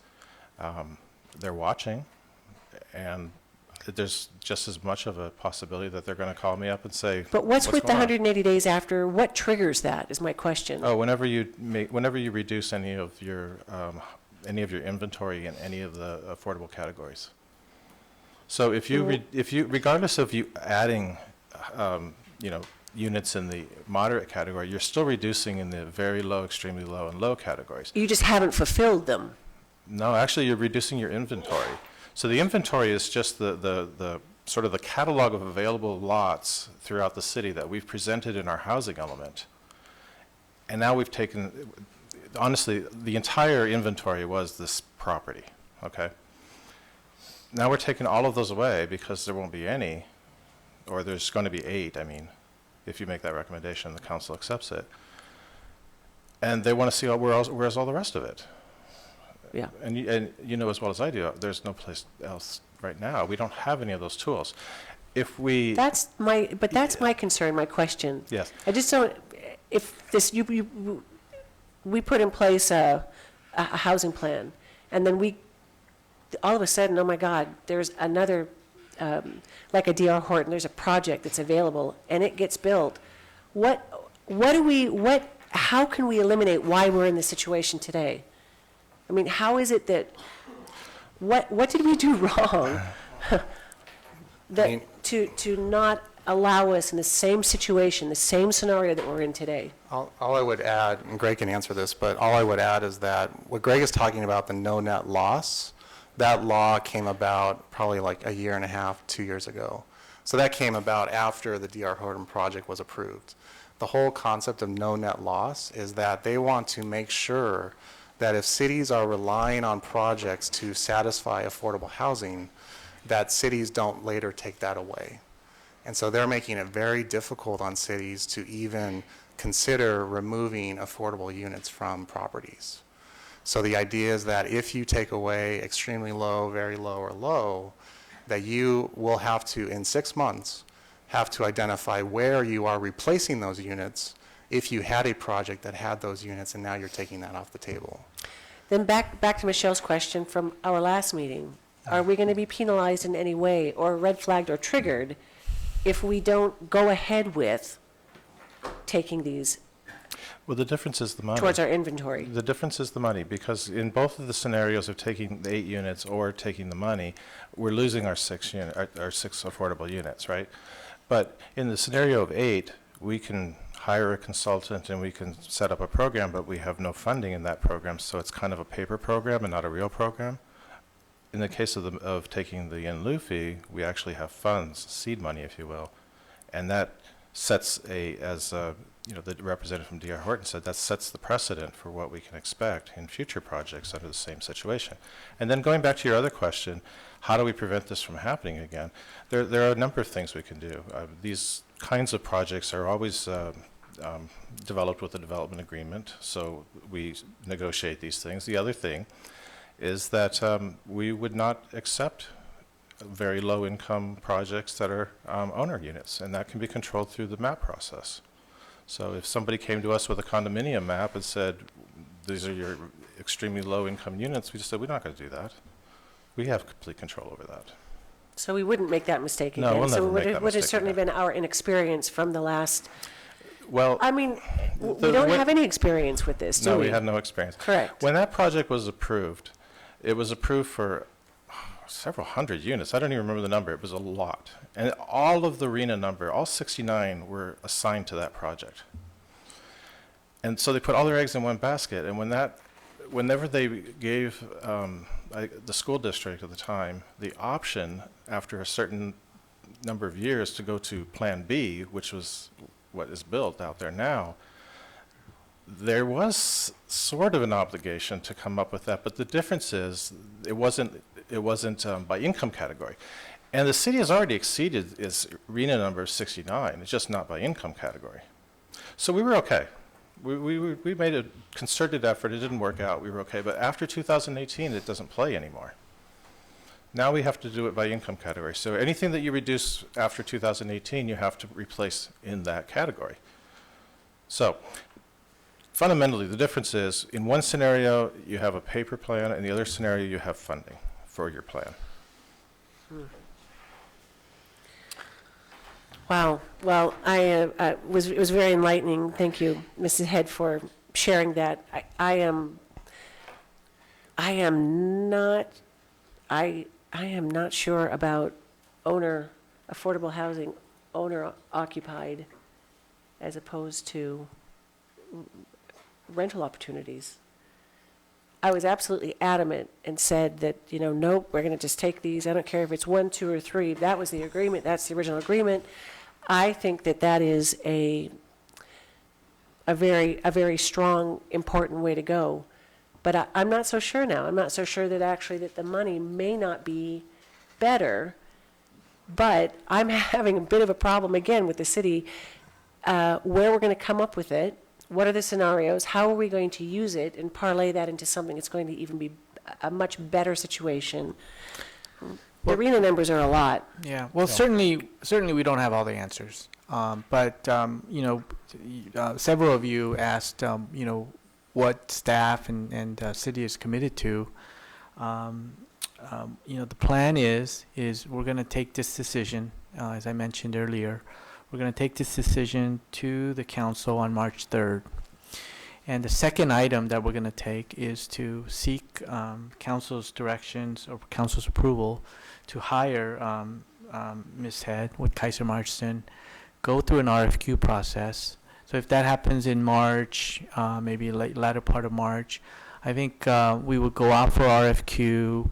We would get some companies reaching out to us, talking to us, and then by summer, I hope to have some sort of a plan. There's going to be various different companies that have some various different ideas, much more sophisticated than we are in this matter, and based on their proposals, we will come back to you on those proposals and whatnot. But ultimately, when a plan gets developed, that plan I would request that gets developed into the city's strategic plan and the city's work plan.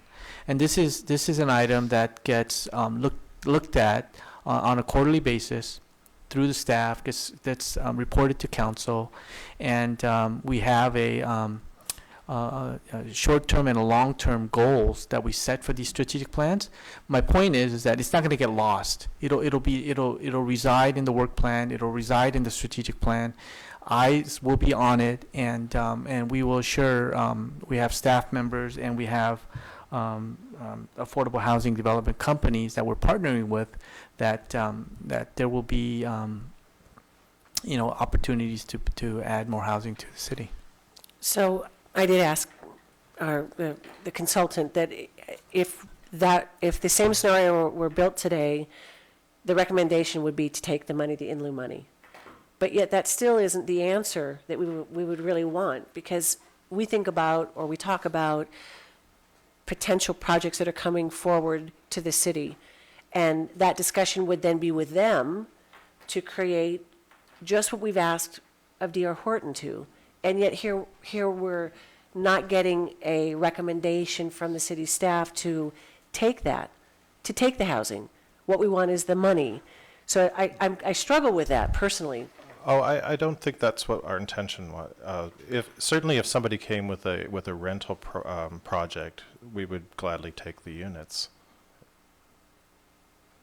We wouldn't take the money? It would be a case by case, but I mean, we would take units as well. Yeah. Because that helps us directly with our RENA numbers immediately. So if another project were similar to this D.R. Horton project, If it was an owner unit, then we would definitely want the money. If it was a rental unit, we might do a So split, knowing what a we know split thing now, or something. we wouldn't use that. We wouldn't negotiate that. We would always use the in lieu, we would ask for that. We'd actually ask for the money, It would not be the actual livable units. It would be on a case-by-case basis. I think we're having this conversation because we're talking about a nearly $1 million for sale units, but in a different project would be a different case. It'll be different things will be considered. Well, there's not too many that are going to be less than that in the city of El Segundo. Well, for rental units. For rental units, is different, yes, Yeah. agreed. Yeah, the other serious constraints here are we are a landlocked community. There's only so much density allowed right now, and so to try to get these numbers, we're going to be back here talking about this a lot. That's my concern is you've got this money. If something's only zoned for 6 or 8 units and we're looking for 20 or 30 or more, that's a much bigger discussion about that. Yeah. So- This was a different issue, and I didn't want to muddy the water, but if you recall, it's been several months, and Paul's sitting here because Paul did the presentation, but Paul did a presentation about the R3 zone area next to Washington Park. I won't get into depth, but we study that. We know the history of it, and we know what the density is and why the density is what it is. I think with the RENA numbers the way they are, and I think if we look for opportunities to densify certain parts of the city, I think there are some projects that's before us today that will, that decision will be made. And then I think we're going to have to look at some other parts of the city. And I think that R3 area next to Washington could be a good candidate where the zoning standards needs to be altered. So I think that's in the cards in the future.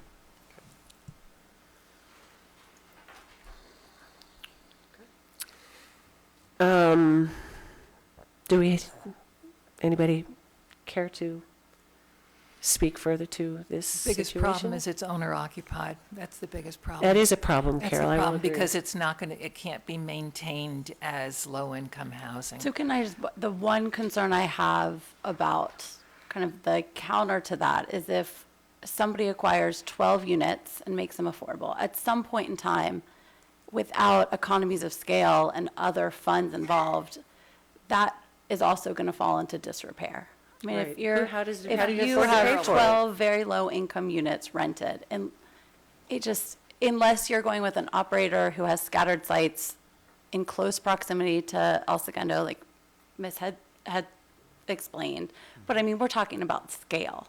Otherwise, you're going to drive by a 12-unit, very low-income apartment project in El Segundo. You're going to know where it is.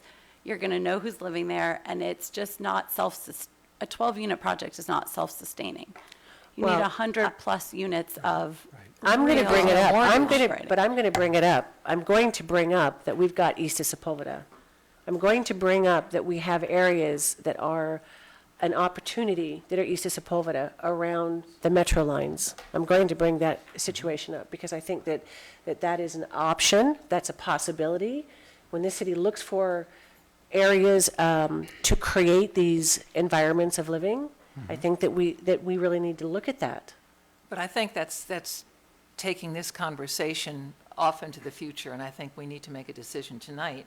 I about agree, this Carol. situation. I You know, agree, I'm- Carol, but I think that it's important to say that what the recommendation is and how you come to terms with what we say tonight affects what the city's going to be doing with that money down the road. That's right. And so, they're going to have to look at everything, whether it's yeah. within the confines west of Sepulveda, Pacific Coast Highway, or east of Pacific Coast Highway. And they're going to have to look at it all. The big picture, that housing plan has to look at the city of 90245 zip code. It's got to include everything. It So- does, but what are we going to do tonight about what we have in front of us? Well, I think that helps me by talking about it, come to my term of making my So you're talking decision. about finding a big piece of land that we could do something with. Possibly. Possibly, Yeah. Or rezone some areas, as Sam is describing. rezoning some Add areas, some finding a big density. piece of Increase land, there's a density, whole. Increase exactly. density, go high. Yeah, because there's not another waypoint in Yeah. town. There's not. There'll never be. Right. that- But, another option, Smoky Hollow. We've got areas that we. Agreed. We passed this specific plan specifically with no residential, and we had a big conversation about that.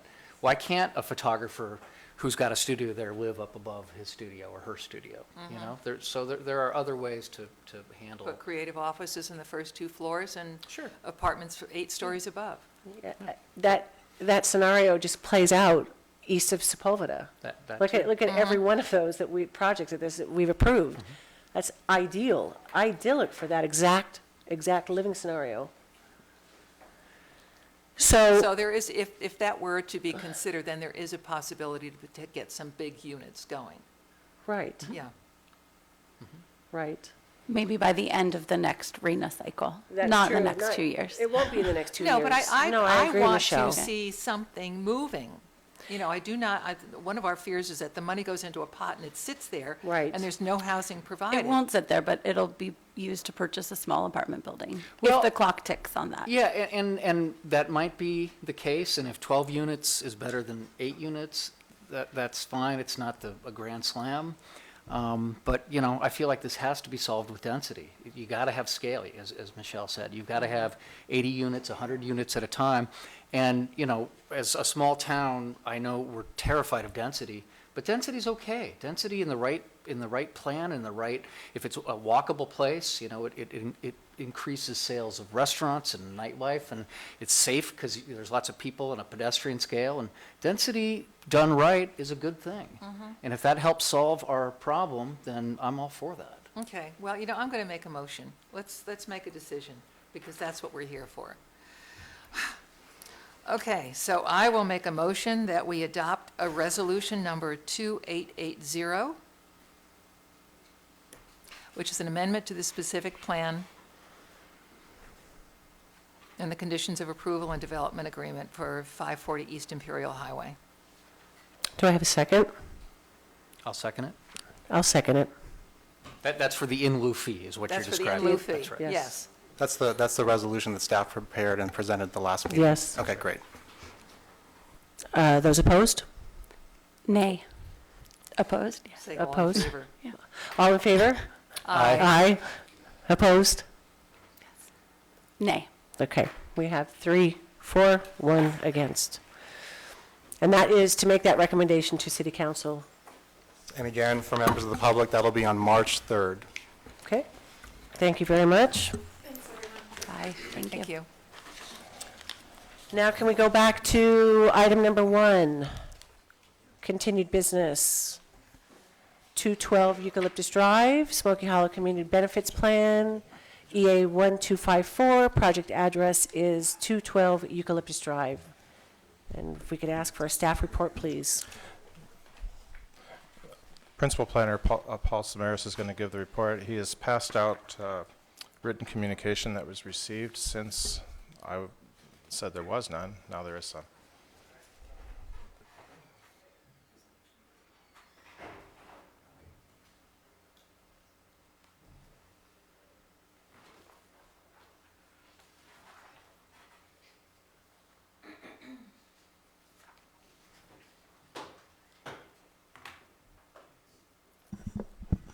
Okay, thank you for letting me set up over here. Let me get that PowerPoint up on your screen real quickly.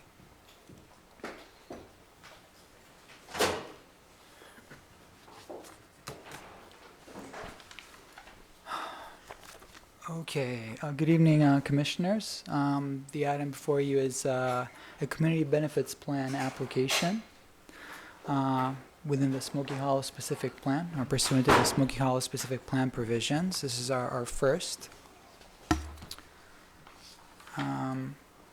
Just wanted to go over the project site real quickly. The site is in the Smoky Hollow West District of the Smoky Hollow specific plan.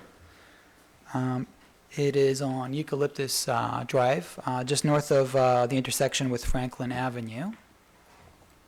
Our site there.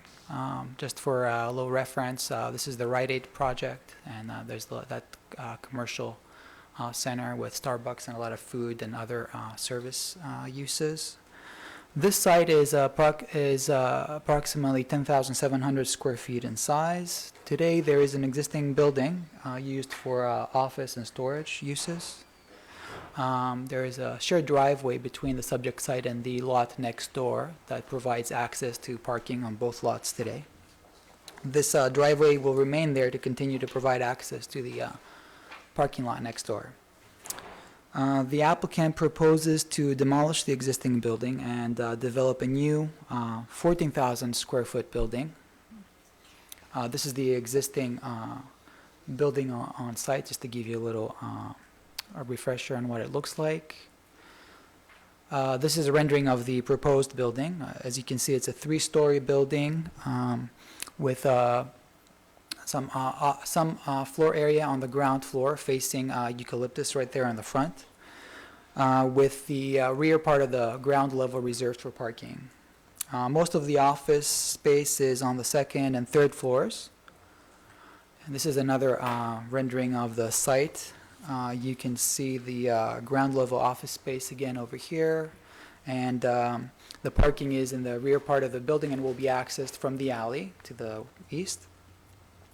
There's pedestrian access to from the front directly into this small office area in the front, and then to an elevator and stairs going up to the 2nd and 3rd floors. There's also pedestrian access at the alley going up to the 2nd and 3rd floors, and to a roof deck that is proposed with this project as well.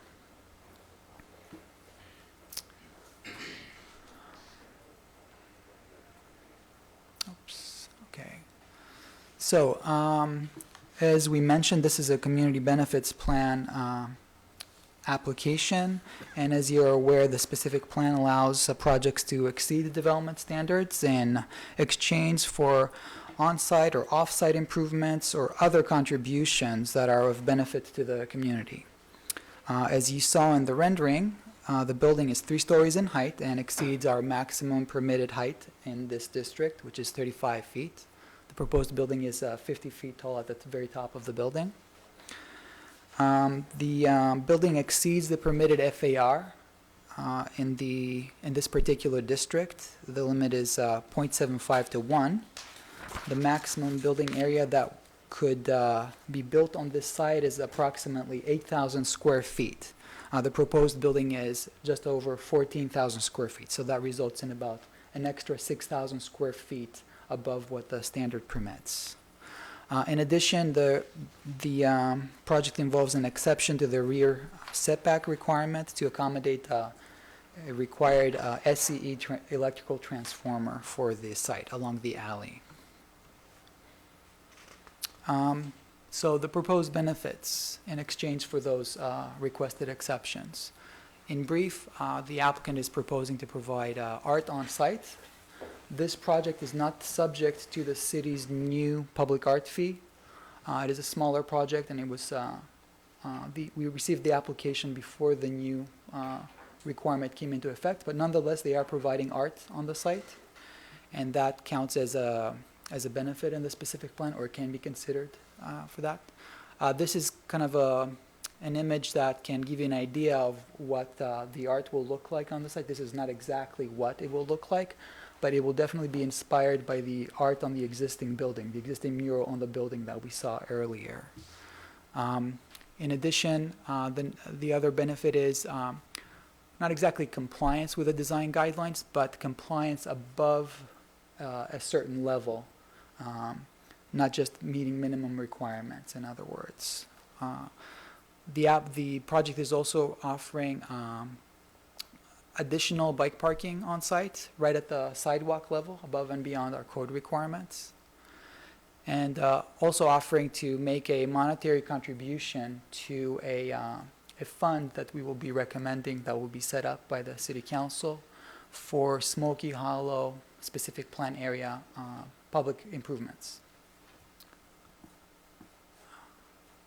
Just to give you, a little bit more detail. So we estimate that the cost of providing public art on the building will be around $90,000. The applicant intends to hire the same artist that worked on the existing building to come back and do this. So this is based on an actual cost estimate. How does that compare if this were going through now with that % of arts program? How does that compare? Well, it actually, even with the fee for arts, this project would not be subject to it because it's not a big enough project. Isn't it 1.5 million? It's 2 million. 2 million? 2 million. That thing's not $2 million bucks, that building?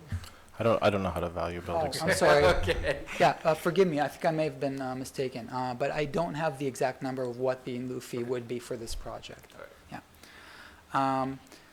I mentioned the compliance above and beyond for the design guidelines.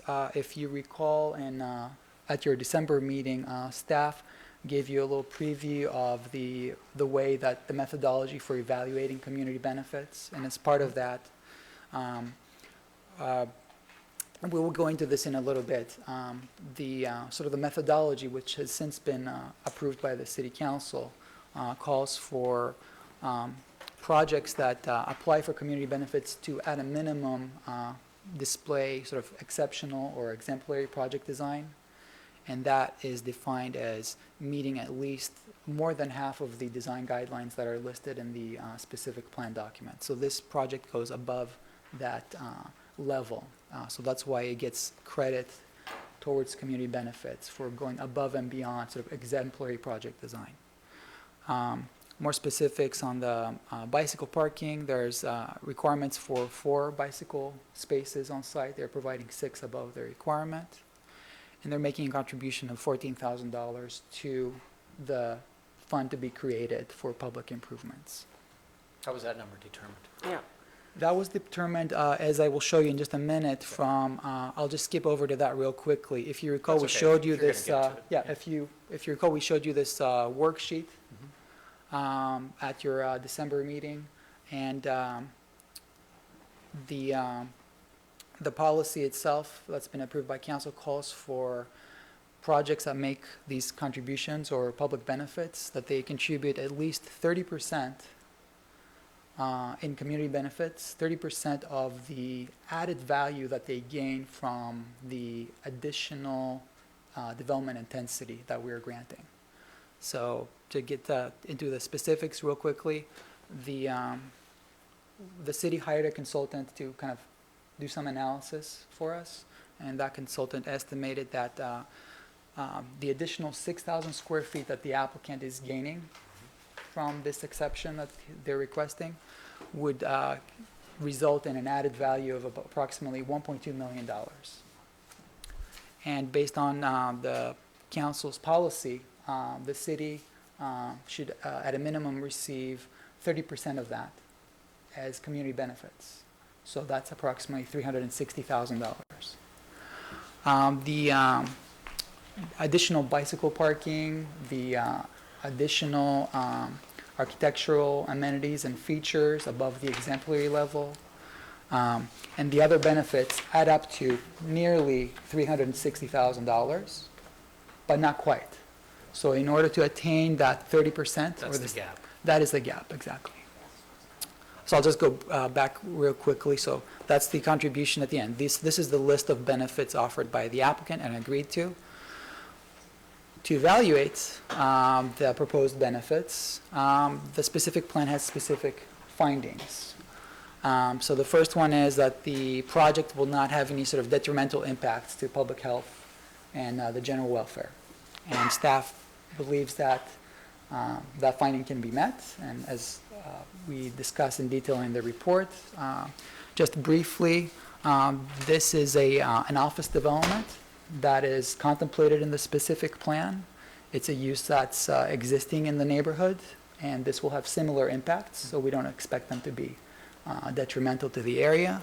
Parking, for instance, will be contained on-site, and the project will provide more than the minimum number of bicycle parking, which should help with containing parking impacts. So for those reasons, we don't believe that there will be detrimental impacts. We touched on the second benefit regarding the benefits providing an exemplary project design. Again, as I mentioned, the project meets at least 20 of the 32 guidelines in the specific plan, so that's above the minimum to be an exemplary project. It directly implements specific plan objectives. Number 4, the value of the benefits bear a relationship to the value generated by the project. That's where we discuss some of the numbers. The value that the applicant gains, the added property value that they gain from the project, 1.2 million, and the benefits that are offered, there's a relationship there, the 30%. And the benefits do not principally benefit the project, but rather the district or the specific plan area. So these benefits offered, we believe, benefit the community at large. So that's why we believe that the project meets the findings. And there's again that worksheet that we had talked about. And for that reason, we recommend that the commission adopt the draft resolution before you and recommend approval by the City Council. That's our report for you tonight. So, obviously, the stuff that was in our packet, our agenda packet, is fairly thorough. This thing that you just handed out to us, is this instead of Mr. Berrien presenting this to us? Or is he now? No, but Mr. Ballin is here, and right. he will, come up and talk about the project, and he will touch on the written communication that's before you. Gotcha. That contains sort of a letter from the property owner. I see. Is there any challenge with the 0 lot line in the rear? Challenge in what respect? As far as parking, driving, is somebody going to run into that SCE transformer? Or No, not in that respect. The transformer will have bollards surrounding it so that there's no, danger of cars running into it. There's no encroachment into the alley, so that is addressed, and there is adequate space for cars to maneuver in and out of the property and the parking area. So around the this. 0 lot line is only where that transformer is That's located? correct. Okay, thank you. So let me ask this question about building height. Obviously, if this were residential and someone was trying to build a house next to another house that was 15 feet higher, residents would have a real problem with that. I'm just curious how this typically works in a commercial zone where they still have neighbors. You still got people right next to there. Yeah. And so are the neighbors involved in that discussion? Or are they going to be surprised by this if we approve 15 extra feet and suddenly, they're in shadow and they didn't expect to be? Well, the neighbors were notified that we've had this application, and the plans have been available to anyone to come and see at the public counter, or that we could answer questions for them. If you may recall, during the specific plan process where we developed the specific plan and the approval process. We did extensive notifications, and we discussed the community benefits sort of plan option for developers. So the public in general was made aware that this was a potential, you know. And in addition, with regard to the project in particular, it does fit into that particular neighborhood. There are a couple of other buildings that are three stories high in the immediate vicinity. Directly next door is a parking lot, open parking lot, which provides a little distance from the other nearest building to the north. So we believe that there is not a significant impact in this particular case. Yeah, But we would take that into account. Yeah, I mean, Yeah. certainly it's a beautiful building, and it's going to look awesome on that street. I was just curious how, you know, again, the residential equation. If I were a neighbor sitting next, you know, right next to that thing going up, I would be not pleased. But maybe in this commercial, and if we are looking at higher FAR in certain situations and exceeding zoned heights, you know, this sort of thing will be coming up often.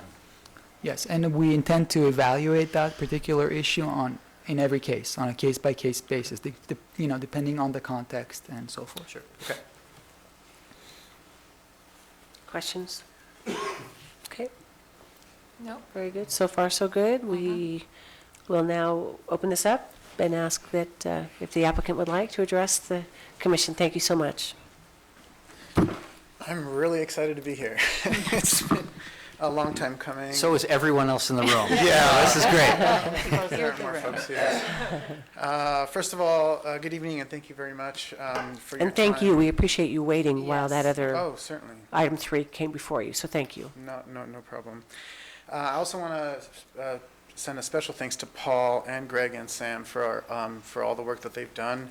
And we've been there with them the whole way, and there's so much more work here that was done, and it was a really fun process. So I do want to expand on a few of the points. Hopefully it's not too repetitive. So what we're seeking tonight is your approval on the community benefits plan. But before I dive in, we want to acknowledge that this project is the first project seeking your approval under the Smoky Hollow specific plan and the community benefits program, and to note that we fully supported the community benefits methodology and worksheet that was created by the staff in the past year and approved by council and this body. After working with the worksheet a bit, I realized the genius of how they were able to convert a 137-page, very conceptual document into a straightforward math equation. Honestly, it was pretty brilliant. Kudos to Greg and his staff for putting that together, and the worksheet really is amazing. It was a shock at first, and then when you kind of go into it, it's okay, there's 6 items here, 1 divided by 6. Everything made sense to us. Unfortunately, the owner wasn't able to be here tonight because this project got continued, but the owner and the project manager provided a letter that I'm going to read for you.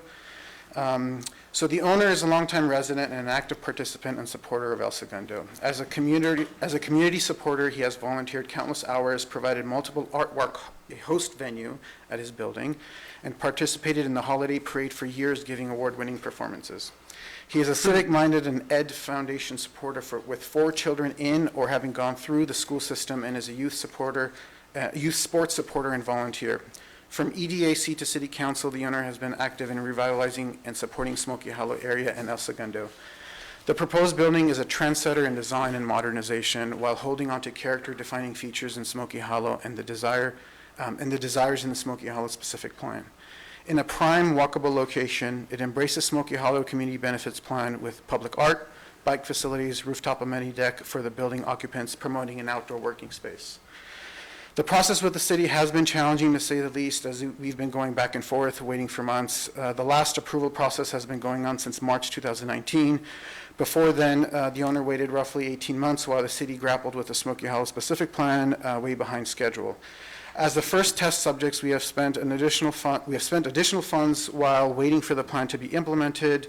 Plan and the implementation of the plan to be completed. We lost out on over $1 million and missed revenue opportunities due to these delays.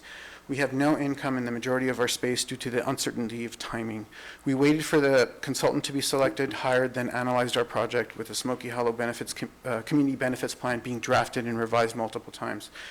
Versions having inconsistencies, typos, and some unclear language. We have been very accommodating, and we've redone our plan several times to keep meeting the requirements. I ask you to understand and consider how costly and tedious the process has been for us.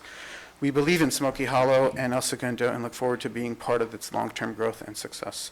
I thank you for your time and ask that you approve this great project. So that concludes the letter from the owner.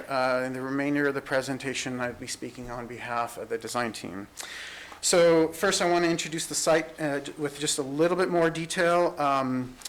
So it's seemingly a very elegant and simple design, but the property is in a valley, which is the lowest part of the street. This makes stormwater management very challenging. And there's also a stormwater inlet at the street and a broken manhole in the back of the property.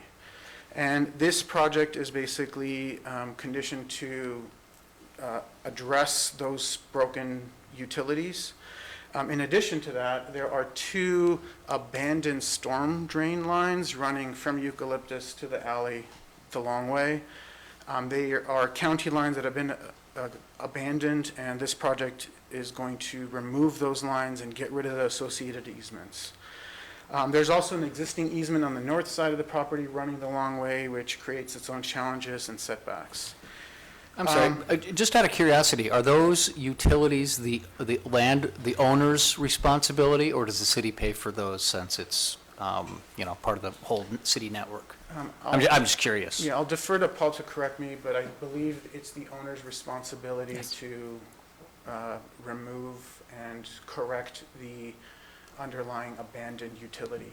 Gotcha. But the point here is that this development improves upon the city's and county's utilities by getting rid of abandoned easements and abandoned lines and fixing intake manhole in the back that's currently broken, and it's actually accepting rainwater because it's physically broken.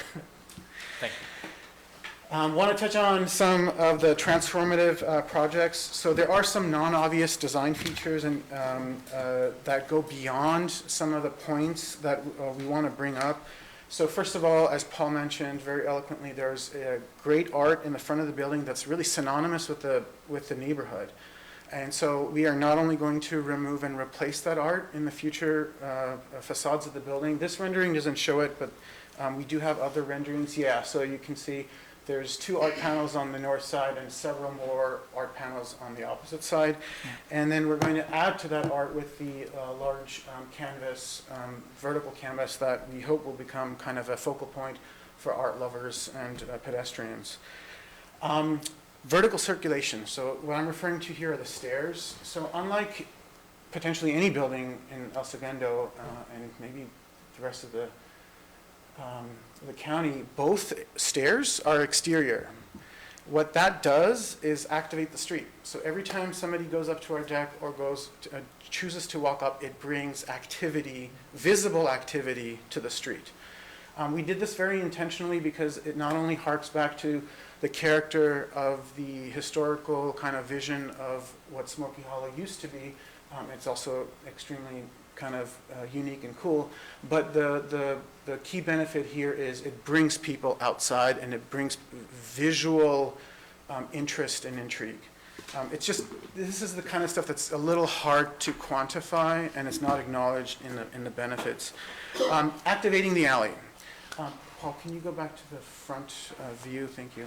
So one really big desire of the Smoky Hollow specific plan is to activate alleys. So some alleys are really, beautifully done, but they're kind of hidden. So this design allows visual connection. As you can see here, you can see that boat trust building directly in the back because we've kind of lifted ourselves up to allow visual connection to the alley. There is public art just to the right, so if you had, walked down 20 more feet north, you would see additional public art visible in the alley. But not just visually, we are physically connecting pedestrians to the alley. So you as a pedestrian can choose to walk right through the parking area and get to the alley. You can also choose to walk on the north side of the building and get to the alley. Now, I want to point out that this was one of the points available to us, but we weren't able to physically achieve that point because of an easement technicality. But that doesn't mean that the benefit isn't there, because anybody can walk that portion, but we weren't able to achieve the benefits that would normally have been provided to us, again, because there's a property to the north where we share an easement and we just couldn't make the deal work. But the benefit is there. Parking solutions. So we studied several, going below, going above, but what we ended up with was kind of an embrace to future parking solutions. It's also available for anybody to see, and that's, in my opinion, part of the biggest benefit here. The semi-automatic parking systems are not very common, but they are out there, much more used in the East Coast. But the cool part about this design is that it allows anybody who's interested to come check it out. You don't have to go in the garage or anything. You can come and stand in the sidewalk and see how they work and become familiar and more comfortable with parking solutions. Parking is a really big problem, and one really effective way to begin to solve the problem is using technology. And so, and it really is the way of the future. It really is. And so this design kind of celebrates that and lets everybody kind of see it. The land that is part of the bike area it's kind of a public or a private donation or dedication of land. So the city can choose to put bike lockers there, or it could be scooter parking, or it could be any other type of mode of transportation. But it's an earmarked area for whatever we all think is the best thing to do with that. It could be bikes, it could be other things, but it's literally a dedication of a portion of the property. Landscaping, far above the minimum requirement. We have a really big, beautiful feature tree with white blooming flowers that we selected. We also have, it's a little hard to see in this image. Did you guys receive the full package? Yes. Okay. So in some of the other renderings, you can see vertical landscaping where those cars are parked. In this image, it's the vertical lines. So the vertical landscaping isn't really able to be counted currently as towards your minimum because it's vertical. It's not something you can draw a square around and plan, but it is a lot more landscaping than what would be normally required. Enlarged sidewalks. So that line that's going down the center of the sidewalk there, to the right of that line is the public right-of-way. To the left of that line is additional sidewalk width that is being provided as part of the project. Right. And only intermittently with landscaping. Another cool thing is this complete wall-to-wall, floor-to-ceiling glazing, facing west. Kind of, it provides 100% transparency into the building, and it's kind of a metaphorical, westward-facing, looking into the bright future of the neighborhood. And lastly, old and new. So that was another one of those points that we weren't able to really achieve because of technical nature, but we are reutilizing some of the existing paneling in the building facade to quite literally stitch the old with the new. We are getting some credit for it, but not other credits for it. So the challenge, the design team and the owners had to really get creative to design and construct a utility, parking feasibility, leasability, and additional requirements of the public benefits program on such a compact site. But we were able to achieve all of those challenges very elegantly though it was quite tough. Being mid-block and not having a lot of width, it takes away available points. So for example, one of the benefits, or one of the desires of the plan is to have vehicular access only through the alley. And we agree with that. Another one is to have open space at the alley. We agree with that too. But then there's challenges such as, well, where do you put the transformer? Guaranteed you're not going to put it in the front, can't put it on the side, and that's where the power is coming from, and hence why we were forced to put the transformer at grade. And believe me, we have been working with SCE for so long. We asked them to put it in a vault. They said, no, you can't do that. We won't allow you to do that. We said, well, give us 2 services, one on the pole and then a second service, 2 smaller services. The reason why we have to put a pad is because we are of a certain service size and that's required to put a transformer. And there's physically no other place to put it. So the 0 setback is only, that portion of the property. The rest of the rear-facing facade is 10 feet back. So it's just where the transformer is. Also, the transformer is only 4.5 or 5.5 feet tall. Sorry, let me see, where did I leave off? I'll just keep this short. I just want to make one final comment. I do want to express my gratitude to this owner. This has been a really fun project for us because it's not very often, but it does happen when an owner puts design and the community and the public and the benefits at the forefront of decision making. And so I think the outcome of the design speaks for itself, and how the owner was able to give us the freedom to do something kind of great.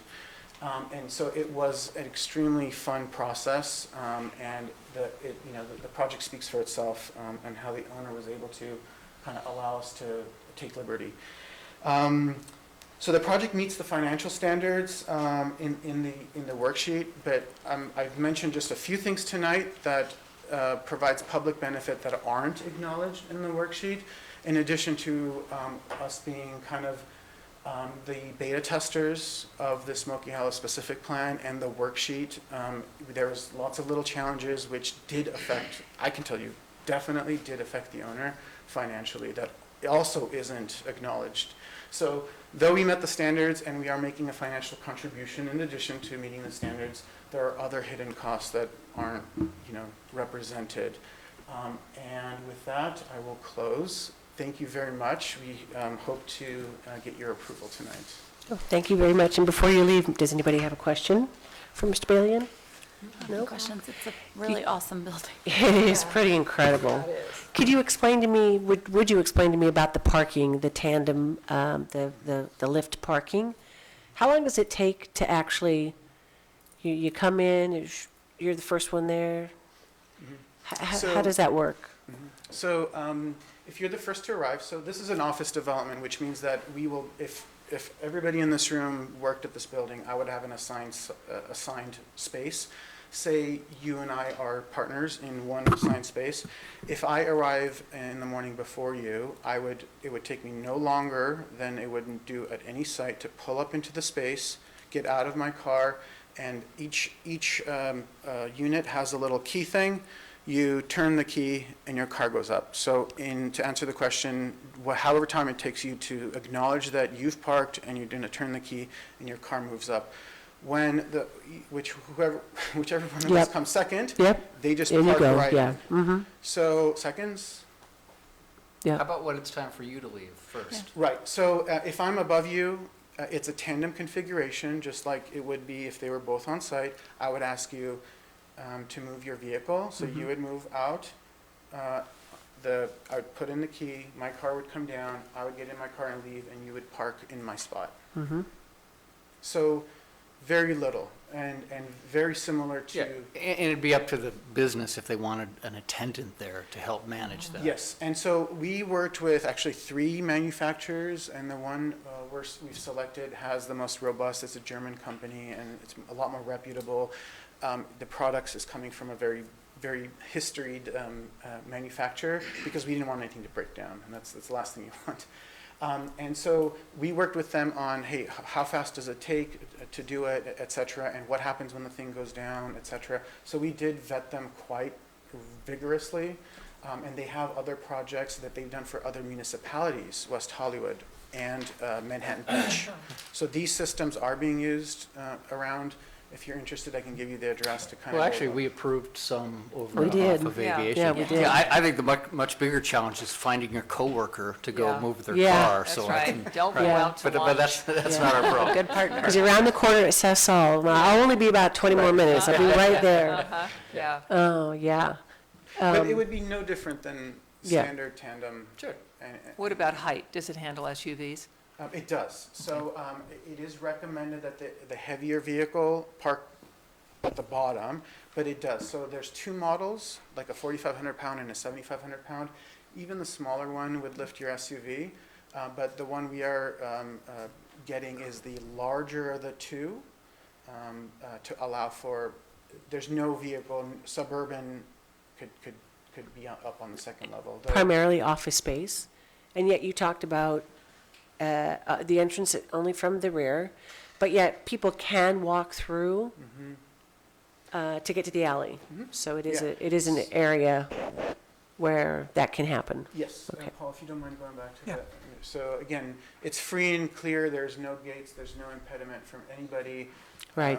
to notice something in the alley and go right through the parking garage, There's parking only on the left or left and right? both sides. Both sides, okay. And the plan calls for retail in the front or cafe? A cafe was planned, but at this point, we don't know because we don't have an operator.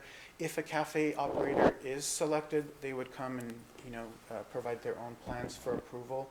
But right now, the entire floor area is business. Okay, thank you. But we intend, that's the intent. But the cafe, if it did happen, that'd be an additional community benefit. Is It that would. right? We are not taking advantage of that benefit at this time. Okay. Thank you. Thank you very much, Mr. Bailey, and thank you. Interesting to have this as our very first project with the Community Benefits Program with Smoky Hollow. I think that's interesting. The building is fantastic. Wow. It's cool. Yeah. Right? I mean, With it's really closed incredible. community- Yeah, we got to close Oh. public, Oh, sorry, closing, unless anybody else wants to. Sorry. we'll close the public comments now. All the rest of the comments can come from the dais. Before you do that, may I have an opportunity to respond to some of the comments? Sure. Thank you. Please. I appreciate the critique that the owner and the architect made.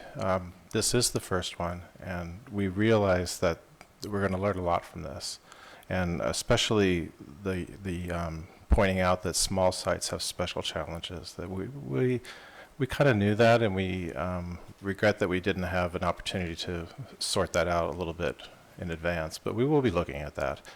And the other thing is the inability to qualify some of the creative and attractive design features of this building is a real struggle, because we're trying to present a recommendation based strictly on objective criteria, and that's hard to do that. But I do appreciate that this building has, some really fantastic features, and we'll try to find a way to do that objectively in the future. So expect that maybe 6 months or a year from now, we'll take the worksheet back to the council and make some improvements, and I really do appreciate the critique.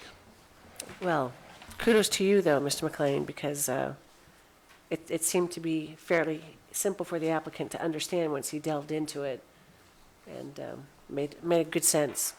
Very interesting.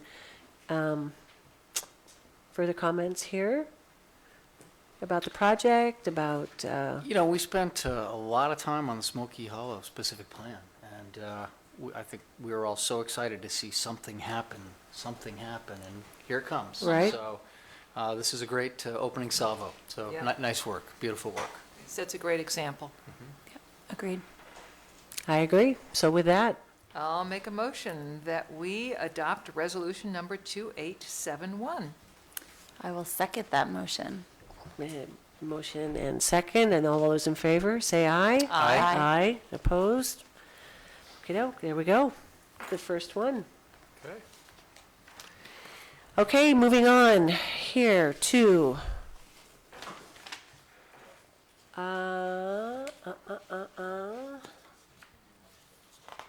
excuse me. Item number 2. Yes. Item number 2 is missing. Oh, here, let me give you this page. I've got it. I've got it right here. It is, item number 2 is 140, the address is 140 Oregon Street, Smoky Hollow, Tier 2 Community Benefits Plan, EA 1233. The project address is 140 Oregon Street. Could we have a Yes, I'm going to turn it over to Maria Baldenegro, the assistant planner, who worked on this project. I'm just going to dive right in. Go right ahead. So this case is Community Benefits Number 1801 and Environmental Assessment 12E, EA 1233. And I forget how this clicker, okay.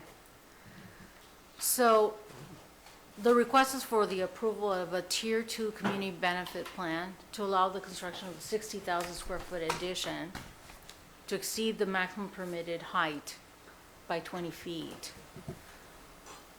The site is in the Smoky Hollow. It borders to the south Chevron. And the request for additional height should not impact too much the area because you have distillation columns that are up to 210 to 220 feet high. They're only asking for 5 additional feet from what the Community Benefit 2 allows. The base is only allowed to have 35. So currently, this is the proposed site plan, and this parking structure is almost completed, and it has 396 spaces. There's going to be several other additions in the future to this block, and so there's a lot of parking that's going to be provided. And that's, of course, a private parking This will garage. serve, this is the block where Beyond Meat is located. 1301 has office with mezzanines, and there's some light industrial and heavy industrial in the area. So this is the main design and facade that faces Oregon, and you could see it also has the access path to go to the back. There's going to be some outdoor seating, an opportunity to have a tenant in the front with the cafe. They're not committing to provide it as a community benefit, but that is an option.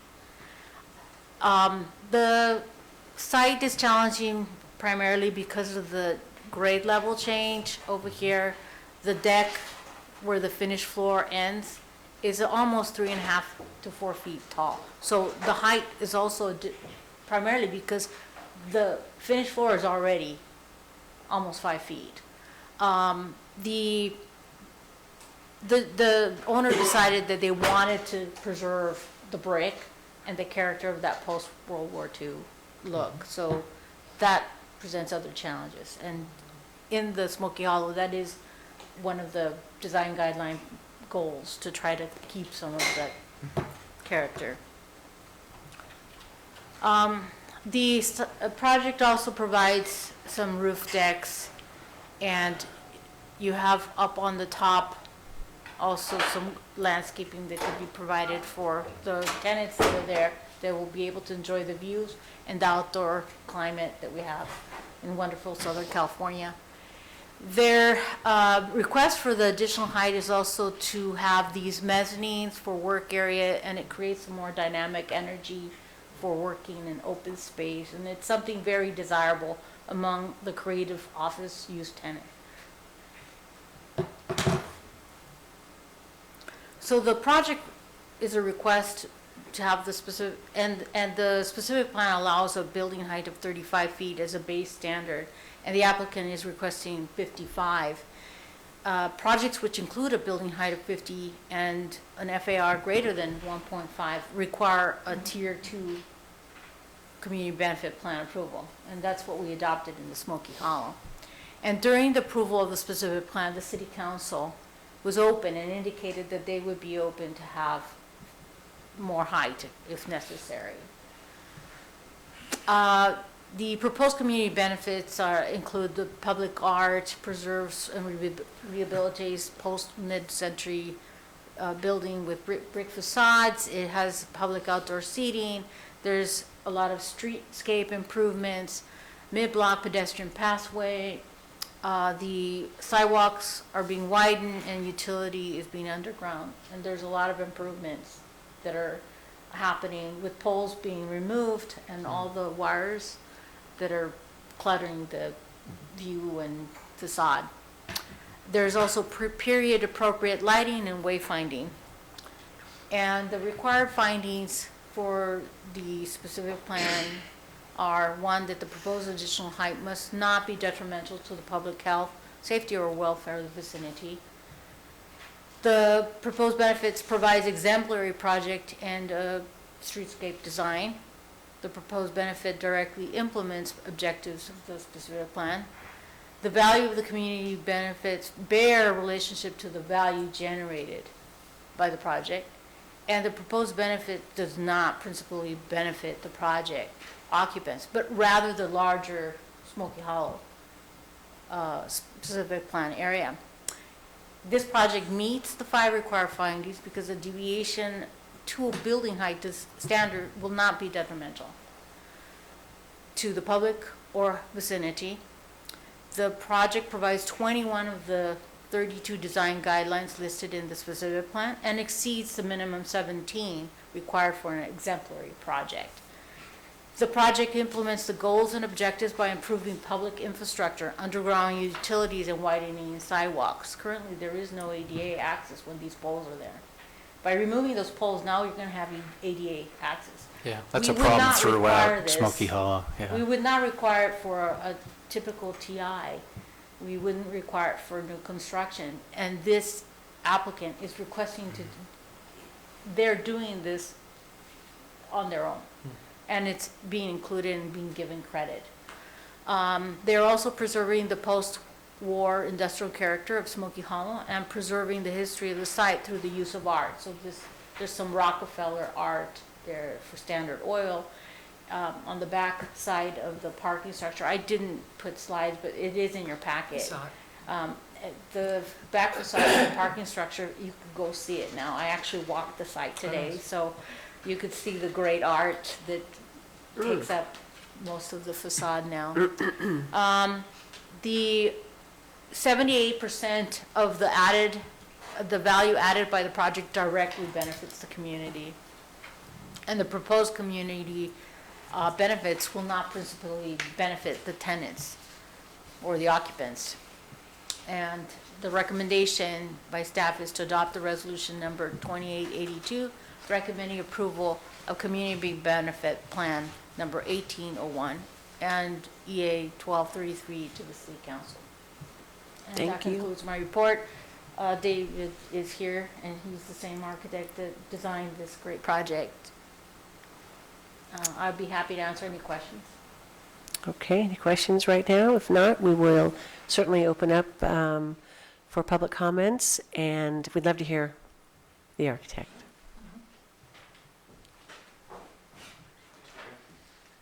You don't happen to have a rendering, do you, of the whole site? My name is Mark Telez, represent the ownership for this entire property. Smoky Hollow Industries is the name of the company. We're a local engineering and real estate development company. By our name, we only work in Smoky Hollow. So we are days away from finishing a 400-car parking garage.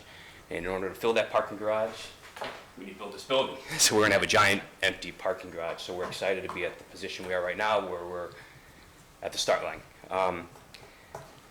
We love the area. We love Smoky Hollow. We love all the startup businesses and the entrepreneurship that is in the area. It's just amazing to think that 60 years ago, this was Standard Oil's property. Then it went to a whole bunch of manufacturing companies like Budweiser Beer, a credit card manufacturing company, a place that made popcorn, a place that made aerospace components. And a lot of those companies are still in the area right now. And we're trying to keep many of those tenants. But we also have some new tenants in the area, some that may be using the parking garage. In 1301 is the first building we finished with Maria a couple years ago, and with David as well. In that building now is a publicly traded advertising company that's worth $50 billion, pretty amazing right here in Smoky Hollow. Everyone knows of the plant-based meat company that's next door. We have a rocket booster engineering company that was just bought by Lockheed Martin in the property. We have a winery and charity company as well, and then finally one more publicly traded Bluetooth speaker design company. And the reason I say all those, just exciting that the tenants that are coming to the area, and we're all part of this in the room. Another thing that we know about these tenants is they don't want to be in offices with 8-foot ceilings. So that's why we need a little bit of extra height here in ceiling height. As Maria elegantly said, the other part of the issue was that we really wanted to maintain these super cool buildings from 1954 made out of this red brick, and you can't redo that. There's so much character there, and our tenants love that character, and we want to keep it. The problem is the cost of keeping it in real dollars, but also the architectural cost in keeping it, because we have a 4-foot loading dock that Maria brought up, and, well, we can't lower the loading dock. That's our starting point. We can't go any lower than that. So we had these handicaps, and I think with David's design, we elegantly dealt with those problems, but now we need 5 extra feet. Finally, also I would be remiss if I didn't specifically thank Maria and Paul and Greg for the community benefits plan. It took a while to get there, but once we got there, we love how elegant and simple it is as business owners, as an engineer, to be able to see a worksheet and say, hey, if we do this community benefit, we get this much value. If we do this other thing, we don't get as much value. One thing that David brought about in his other project and then this project here, we do have a location for a cafe. We're actually already discussing with the cafe operator to bring them in to do coffee and sandwiches. The issue is that, God forbid, that restaurant goes under, we don't want to be held to that as part of the community benefit. So no, we are trying to bring that tenant there, but it's not part of the package. And then fortunately, we were so much beyond the required community benefit that there was no reason for us to throw that in. Another thing I wanted to bring up is that we, by right, can get to 1.0 FAR. We are not trying to go above 1.0 FAR. We're just trying to maintain the buildings that are there. So that's an important item, we think. And then finally, we're desperately hoping for approval, because we need to fill that big empty parking garage. So we look forward to approval and moving to the next stage. Thank you. Okay. Thank you very much. Yes, would you like, yeah, very good. Thank you, Mr. Balian. Long time no see. I'm not sure I introduced myself, David Balian, Balian Architects. Want to bring up a few more, Maria did a really eloquent job, just want to bring up a few more kind of key points from our perspective. As Mark mentioned, we are not asking for additional area, we are only asking for height. And if you look at the elevation that's on the top, at the top of the page there, the differential is nearly 4 foot 6 inches of penalty. So we're really just replacing that lost area, because that's where the slab is. Mm-hmm. And I also want to make sure everybody is aware, on the right-hand side of that drawing, we would be at 55 feet, but on the left-hand side of that drawing, we would be at 45 feet. So it's really an average. One more thing to put into perspective. So the minimum project value versus public benefit is 30%, as everybody here kind of described earlier. This project is 2.5 times that. We're at nearly 80%, at 78% to be exact. I did the math. That's an extra $1,296,000 of value above the minimum. And what we're trying to explain is the worksheet wasn't available to us until literally a couple months ago, and in that absence, we just went overboard. In some benefits, kind of like explained, I don't want to repeat myself from before, but we are providing a 2-story cutout that's very kind of unique. You can drive through this building, basically. It's essentially the same as creating a public street, kind of mid-block, which allows access not technically to an alley. So here's another point where we're providing the benefit but not getting the benefit. So that vehicular passageway and pedestrian passageway, there's 2 sidewalks on either side, allows pedestrians and vehicles to get to the back. Though we don't have an alley, we don't qualify for the point. But that provides folks an opportunity to go from the street directly through another underpass under the garage ramp to access the ramp and future open areas, and for tenants in the property to have kind of a sneak through to get from let's just say the building in the middle directly to Oregon Street. So wanted to bring that up. And then finally, The red brick, the board form concrete, the wonderful color of the red Corten and the black block, it provides a lot of contrast, and juxtaposing those kind of materialities with the warm wood and the balconies. You know, balconies are not synonymous with office architecture, and this could be a residential building, don't you think? So we tried to balance expressive architectural by exposing the structure, which is synonymous with the neighborhood, but we also try to soften it up by providing setbacks and balconies. So the new portion is set back about 8 or 9 feet on both Oregon and Franklin. So the building kind of steps back and creates several balconies at the lower level. So in any case, we are really excited to finally see this project proceed, and we are begging for your approval tonight. Thank you. Thank you. I will say you do a great job with the massing. I mean, those are large buildings that still seem to float a little bit, so nicely done. Thank you very much. So are there, so there's a pedestrian and a vehicular through that breezeway, I'll call it a breezeway. And that can you go back to the plan view? So is there a couple ways in? Yep, it goes there, but also is there a curb, so there's a curb cut there, but there's a curb cut there as well? And then there's another one down, I guess that would be south as well. So 3 quick curb cuts in a row to get in, is that right? So there's one existing curb cut from Franklin. Right. There's a second curb cut that we're getting rid of, which is one of the desires of the plan. There's a new curb cut, actually not new, it's a replaced curb cut on Oregon. You want to point? Yeah, sure, thank you very much. So this one's existing, so you can choose to drive in this way. This one is being removed as part of the project. This one is being removed and replaced, so there's one right in the same spot today, because that's where the building ends today. And then this one is existing. So you can choose to drive through this way and also walk on either side of that new vehicular passageway. Gotcha. And then the entrance to the garage is through both of those east-west routes? So the garage has lots of entries. So this entry takes you up to the roof.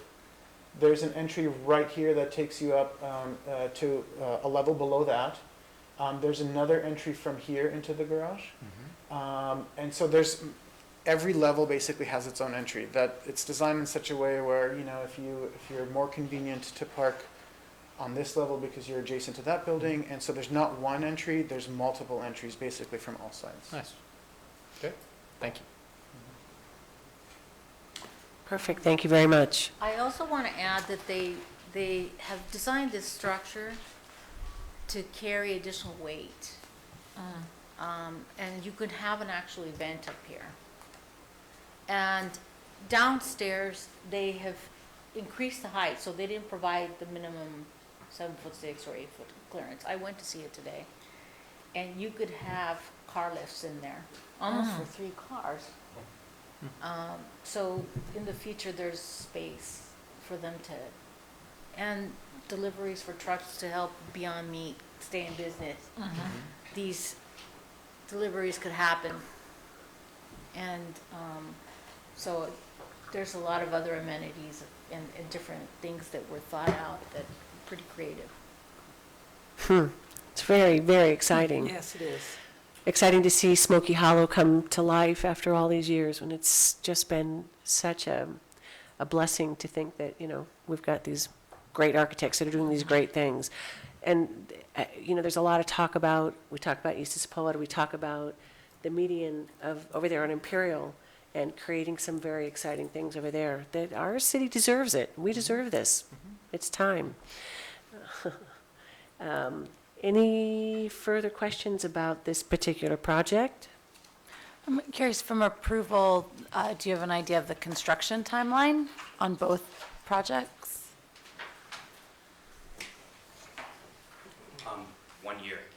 Yeah, steel is already getting cut. We're already moving forward. Hoping we can start digging a hole soon for the footing. Yeah. Great, I thanks. just want to add to what Mark just said. Our permits are ready. So as soon as this is approved, we can walk to the counter and actually get the permits. Does tier two need approval by city council? Yes. Okay, so the first project we saw earlier on Eucalyptus, we can approve. That's tier 2. Oh, it is? That's tier Okay. two, yeah. Okay, gotcha. And both projects are also permit ready. Okay, great. Great. Okay. All right. Could you give us the screen that shows the full approval? Because in our packet doesn't include, Yes, you have a full staff report. no, Cause, all I have is a sheet of paper right in front of me that's on the Yeah. agenda. Oh. So you had a slide. Keep going. With all the numbers. got it. Keep going, just so that we've got that. There you go. Sorry. There you go. All Okay. right. Do I- So is it all right if I make a motion? Please do. Okay. I'll make a motion that we adopt resolution number 2882, recommending approval of Community Benefit Plan number CBP 18-01 and EA-1233 to the City Council. All in favor? I'll second that. A second? And in favor? Aye. Aye. And there we have it. All right. Now, moving on to item number 4. We need to make a motion. This is an appeal that needs to come back before the Planning Commission, and there's a date for that. And is that, Yeah, Madam Vice Chair, members of the commission. So this was originally scheduled for January. That meeting didn't happen, so this is getting pushed off to February. I've spoken with the appellants. They're willing to continue it. Their application is currently being processed by planning under pursuant to the new state law. So we're just going to kick this out till April, if that's Okay. agreeable to the Planning Commission. And if it's all resolved before then, it won't come back to you. very well. Do we They'll need a withdraw motion the- for this? Yes, please. Just to continue it to the first meeting in April. Okay, I make a motion that the appeal by Karen Wolcott and Christopher McPherson of the Planning and Building Safety Director's decision relating to an application for a building permit to construct an accessory dwelling unit within an existing garage at 945 Sheldon Street will be continued to the April meeting or before if it's settled. I have a second? I'll second the There we motion. go. All in favor? Aye. There we go.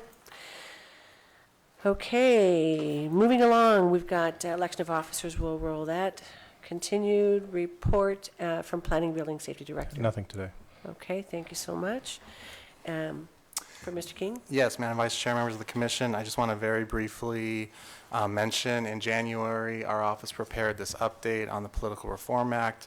This was sent out by email. For those of you who were at the January meeting, I also left a hard copy on the dais.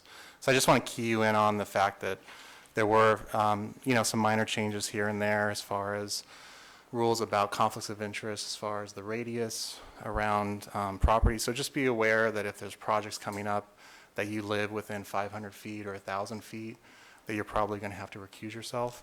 And then the memo also talks about financial conflicts of interest, such as sources of income, and also any of your business interests or business entities. So I'm happy to talk to you more about offline, but I want to just key you in on the fact that this memo went out, and I'm happy to answer any questions that you have. And then I also just want to, compliment the commission on the D.R. Horton matter in particular.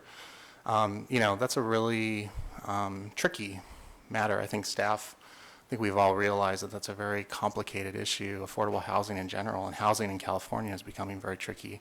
And I just want to really compliment the Planning Commission on taking it very seriously, and it's really evident that you care about this community. And, I've sat in other cities and other commissions that wouldn't spend the amount of time on such an issue. And so I just really compliment you for just taking it seriously. And, thank you for your dedication to the city and willing to kind of grapple with these issues. Thank you, Mr. King. Planning Commissioner's comments. Anybody care to? Please. But go ahead, please. Well, I had a throwback question to item 3 that I just wanted to, that I neglected to ask when we were discussing. So let's assume that council approves the in lieu fee.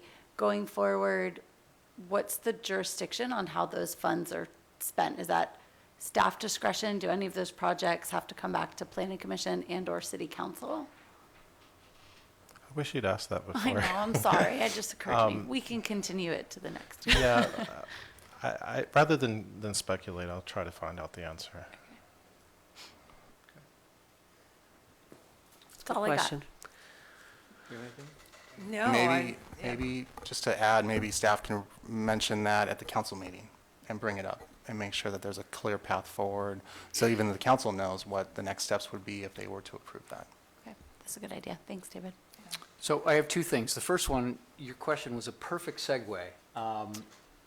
I am not sure anyone realizes how much experience Michelle has with affordable housing. And I think that you are a great resource to this commission. And even though I voted a different way than you did, I'll forgive you. I've seen research that you've pulled together. I've seen a really impressive amount of experience. So I think as we proceed down this path where I'm not sure anyone of us knows where we're going except for maybe you, I think we should really listen to what you have to say, because you've been down this road a lot of times. So Thank you. I appreciate that. You're making me blush. Oh, hey. looks good. A good color. Secondly, and I'll bring this up to city council at some point. This is a point about crosswalks and Main Street. So right just north of the high school at Oak Avenue, and I live on Oak just west of the high school, there's a crosswalk, and students use it all the time. A young mother who's a neighbor of mine, who's got 2 young daughters, remarked how terrified she is of that crosswalk, because cars are going pretty fast through there. And she said, how come you've got these great blinking lights in downtown and arguably a much more busy intersection, there's no at-grade flashers?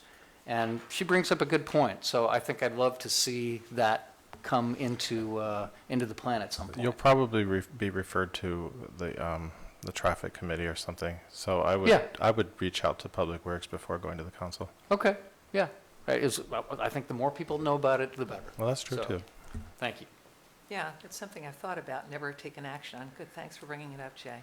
Well, actually, one of our neighbors, her daughter was hit by a car Oh, in that boy. intersection 2 years ago or so. So, and people are doing this while they're walking and driving. Picking up kids and talking and yelling Yep, at them at the same that's time. right. So, Yep. all right. Carol, anything? Thanks to the Planning Commission, and not the commission, but the Planning Department, on all the hard work that you do. It's apparent. You're so appreciated by the people who come up before this board, so well done. You guys did do a good job. I just want to wish everybody happy Valentine's Day tomorrow. Oh, that's yeah. right. Is there time to shop for jewelry still? Wow, it never even occurred to me. Open till midnight. Yeah, Reba may or may not know tomorrow's Valentine's Day. So, right. And with that, we are adjourned.